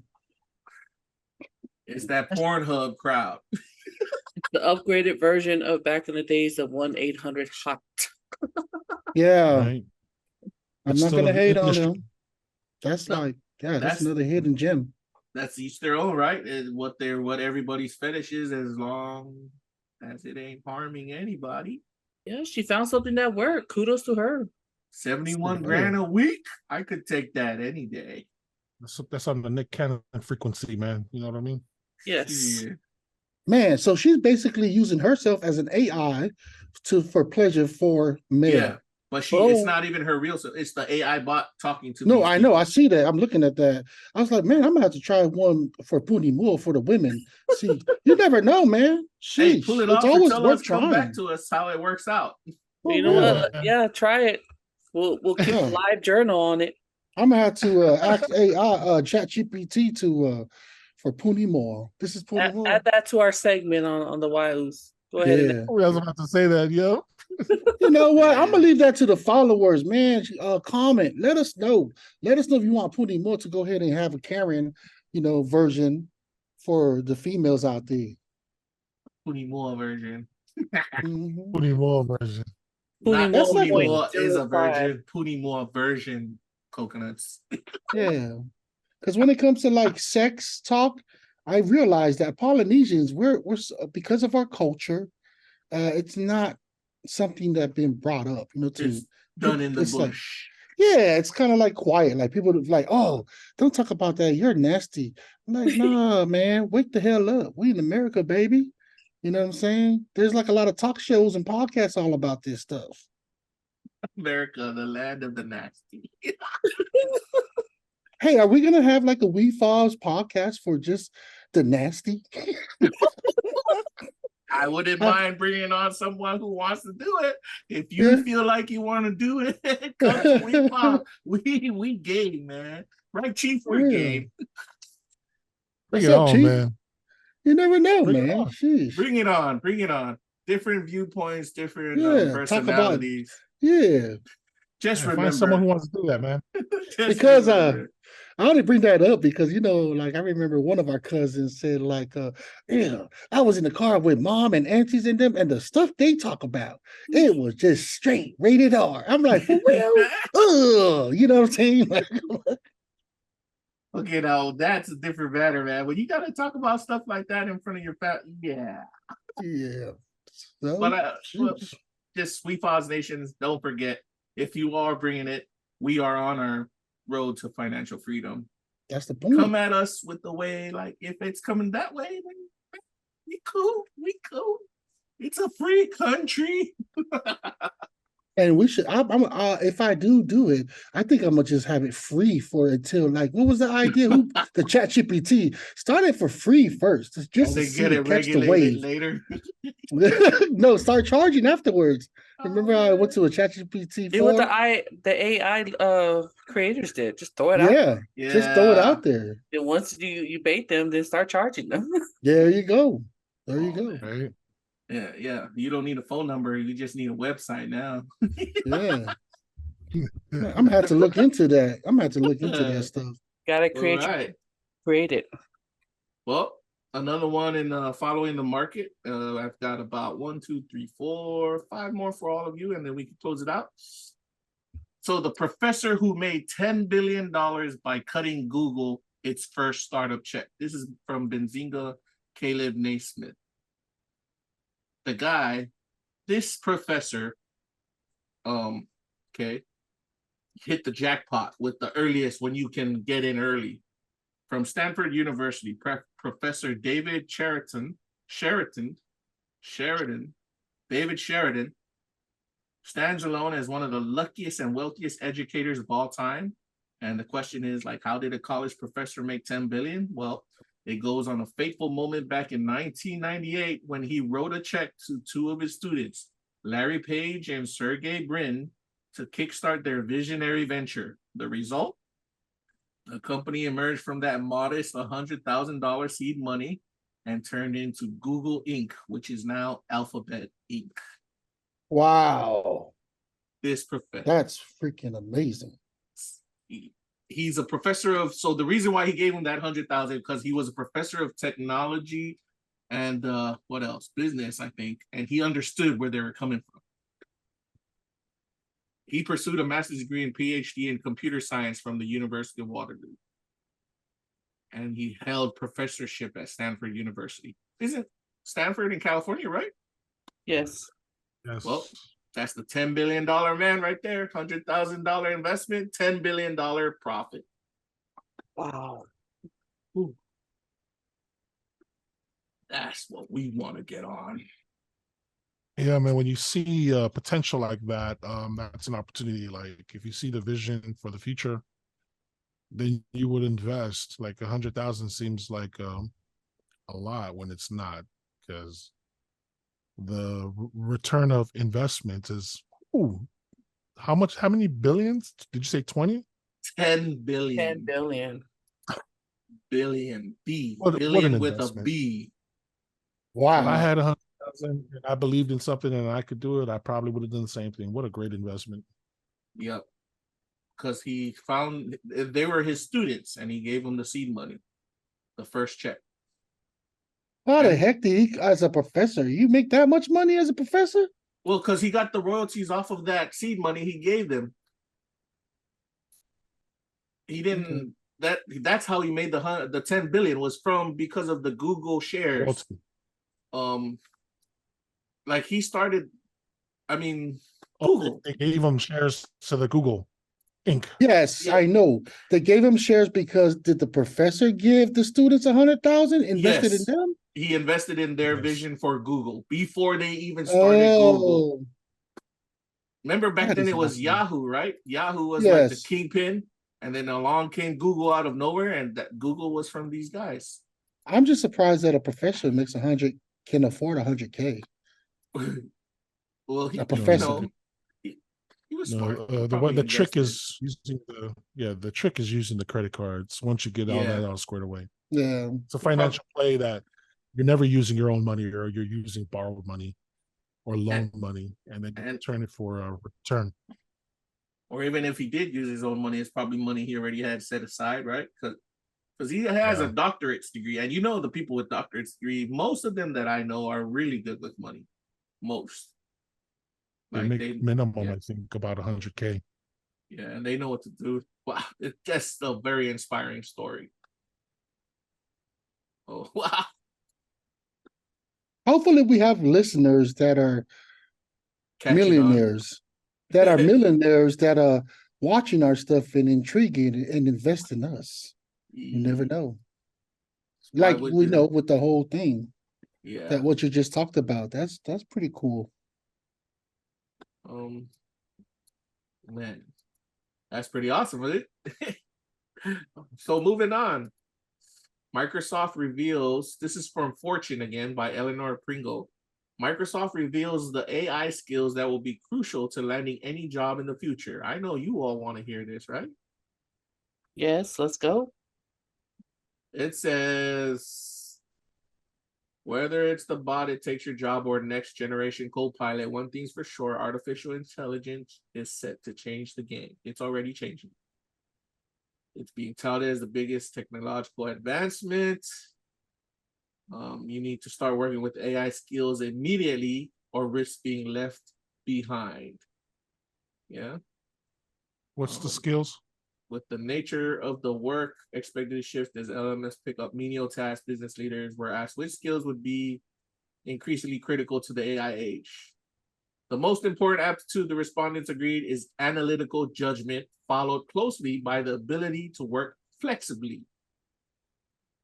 Then following were skills that were less tangible: emotional intelligence, creative evaluation, and curiosity. And then finally, rounding out that list, more technical abilities such as bias detection and handling, and AI delegation. Those are the skills. Very okay. Let me go over it again. Analytical judgment, flexibility. The top skills you need. That's what they say at the top. In the middle, you're going to need skills of emotional intelligence, creative evaluation, and curiosity. And then the final skills that it says on the bottom of the list, you need to be able to have more technical abilities such as bias detection and handling, and then AI delegation. That is way different than skills that we usually hear for a workforce, right? Yeah, that is. Yeah. That's way different. It sounds like that's all ChatGPT will do. Yeah, ChatGPT can do it. The Yeah. prompting is going to be very specific. Be a mastery of prompting. That's the skill people need to learn, and that's just one. And then you can achieve all that and more. Yeah, but that's like, man, remember like the skills we always said was Microsoft Word, Photoshop, public presentation. Yeah, those are out the door. Those are out. The world has definitely changed. Like, wow. I mean, listen to it again, everyone. Analytical judgment, flexibility, emotional intelligence, creative evaluation, curiosity, bias detection and handling, and AI delegation. What the? Yeah, ChatGPT can accomplish that. So that's what this article is saying. These are the skills that will be crucial to landing any job in the future. The AI skills. Wow. Do they even have schools for that? That's stupid as fuck. They're gonna have it now. I'm pretty sure they're gonna have it now. Yeah, they will. Yeah. We better jump on that train. Our know. academy is gonna have to get on that train, Chief. Like pronto. Hey, what you guys take on that cyber? Cyber security that I keep seeing advertised online. Cybersecurity? Yeah. That's another booming industry. It's another booming industry, and it's tough too. It deals with a lot of clearances, and man, it's in that movie, right, Chief? The movie, what's that movie that with the hot ass girl? That was what's her name? Yeah, the agent. Yeah, Night Agent, right? Night Agent. Yeah. Here we go again. Here we go again, Queen. Oh my gosh, they did not bring up Night Agent again. I know. Hey, let's leave it at that, man. That'll be another 10 hours. 10-minute talk. Just Night Agent had nothing to do with intelligence. No, man, but that's who she. That was her job skill was cybersecurity. Yes. So she brought that out, and that's what I'm saying. Like, and everyone's it kind of showed talking the about struggle there too. Yeah, and she's Polynesian, and that was a big role that she plays, and the job was it was her side job as a cybersecurity expert. Lucien Buchanan, you're so hot.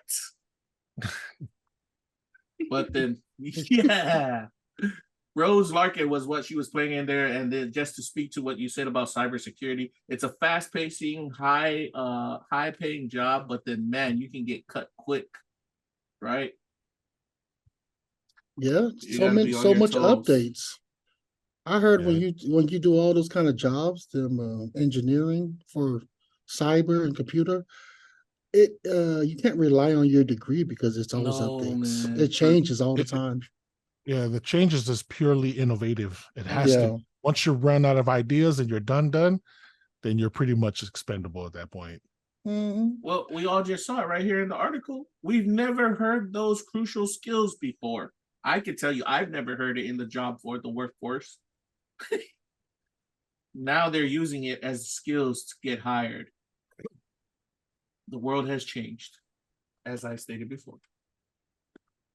Oh my gosh. We're growing before our eyes. What's the name of one of those skills again? Analytical judgment. Analytical judgment, bro. Emotional flexibility.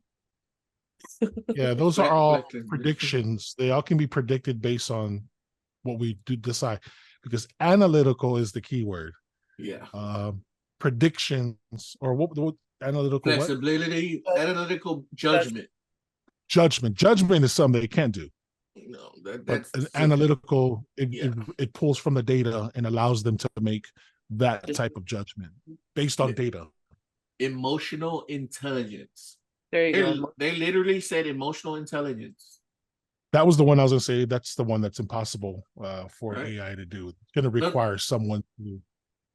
Well, that's why Right. they're saying these are AI skills you should have when you're dealing with new jobs in the future, so that you can prompt the AI model tools to do this stuff.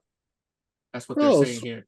so they do have, yeah, they do have online courses for them, but not at actual school. Yeah. There's numerous of them online, such as Coursera. I don't know if y'all heard of that one. Yeah, Or I've heard of. I get emails from them every day. edX, Udemy offer courses of critical Nice. thinking, logic, and reasoning. Oh, so it's not what the position is. It's basically what Skill y'all sets. just talked about. Yeah. Skill sets. Skill sets. Mhm. Skill sets. Yep. Self-studies, practice, and engagement. Yeah, I mean, that's the shit we're doing already. Mm-hmm. It's how to control the AIs. That's all it is. And it essentially breaks down to learning how to prompt it properly to push out the right information that you need for these companies, which is administrative. Yeah. It is. I'll write a full KPI metrics for me on this report that we have for tomorrow. You know? Exactly. Welcome to the new world, new future. Wefobz Nation, we're there. We're riding that train. We're there with you. So don't be confused on that. Well, I think we got two more. I got two more for you all. Microsoft says commercial use of fusion-produced energy will be available within 5 years as part of the new deal with Sam Altman-backed Helion. What the hell is this, Mike? Okay, this is an article from Aaron McDade, Business Insider. What's a fusion energy? This is the new discovery that they made. They made a breakthrough with what do you call nuclear energy, that now we can have a cleaner nuclear energy to get us power, because we're always been trying to find energy close to the energy of the sun. And this new fusion energy that we made a breakthrough on, Microsoft is going to use it to power this thing they call Helion, Helion, using the I wonder if electricity that's for their own AI systems, bro. Wow. Which means energy for hundreds of years. Not, you know how we're using regular electricity that's being burnt by coals and fossil fuels, everyone? Like the Yes. electricity. So this fusion energy burns, it's a little bit cleaner, but it gets us more energy. We don't waste energy as much. And it could last for like hundreds of years. I think that's the one that Elon said that if they can get a land, they just need one land, 1 mile to 1 mile, and pack it up with satellites. It will power the globe, the entire world. And that's all you need. It's just 1 mile to 1 mile. Yeah, I gotta look into that. But that's to build this in order for it that to. means him and Microsoft are in a race. Yeah, that's what they're saying. That's what I'm saying. Like neurofusion or fusion energy. Yep, fusion energy. We never So fusion, is it different from nuclear energy? It is nuclear energy. We're finally able to use nuclear energy safely. Like it's such a big breakthrough, because before this energy that we're using wastes there's still a lot of energy being wasted into the air. With this type of energy that they got, we're using, I think, almost in the 90% of all the energy. Let's just say, like I said before, it's an energy that lasts longer and is more powerful. Oh, like what's his name? Iron Man. When he created that thing. Exactly like to trigger him in. Yes. That's why they're Microsoft is trying to get all their AI systems energized, because everybody understand, like they say, they complain about computers being too hot, like all the servers starting to cause pollution in the world and shit like that. Yeah. All this is from Microsoft, which is the biggest shareholder for OpenAI. Yeah.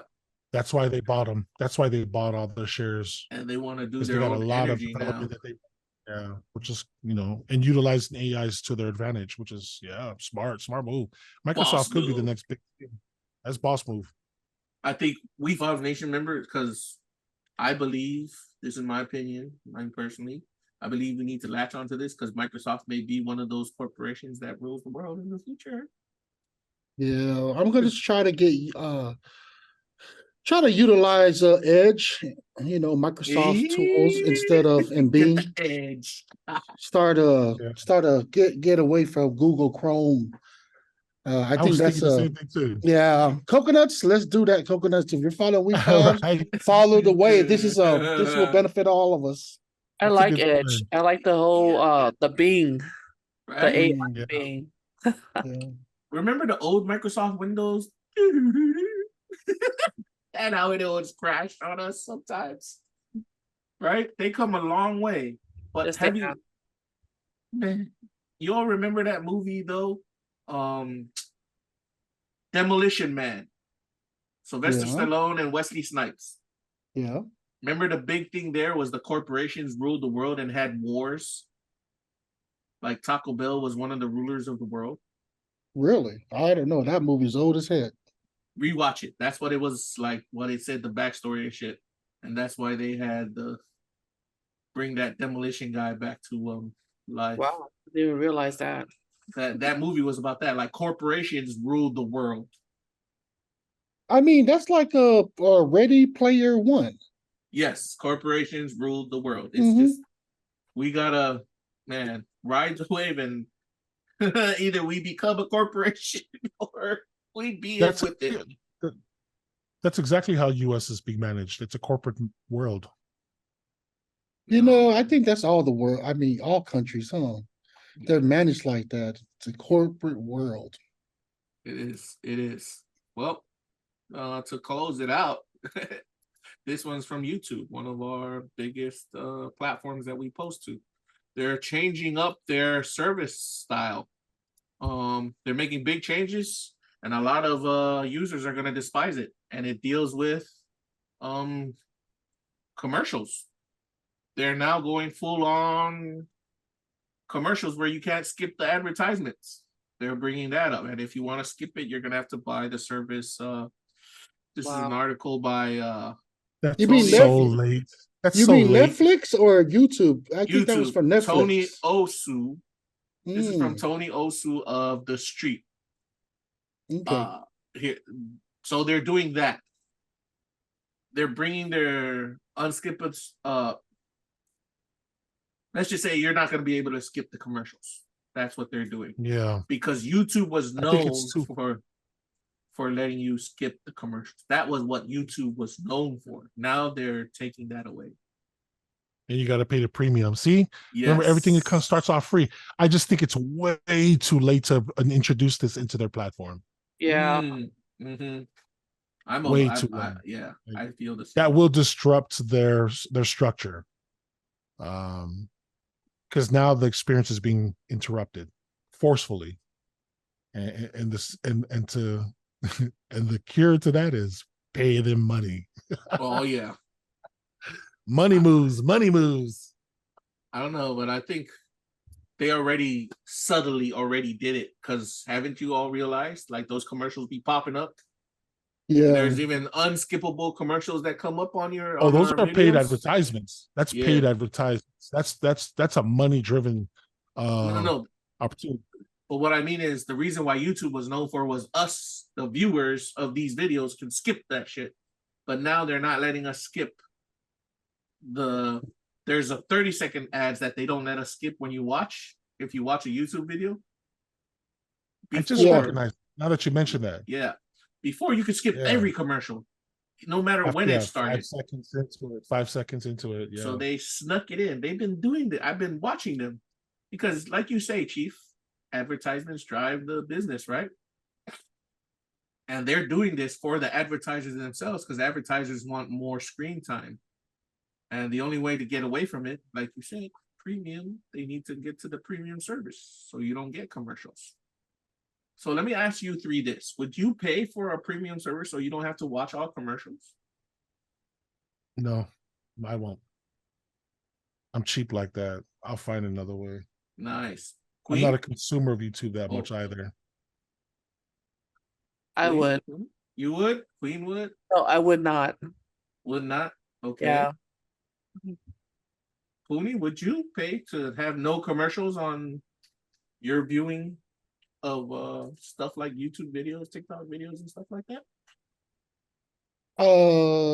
I'm gonna go with Chief and Queen. No, I won't.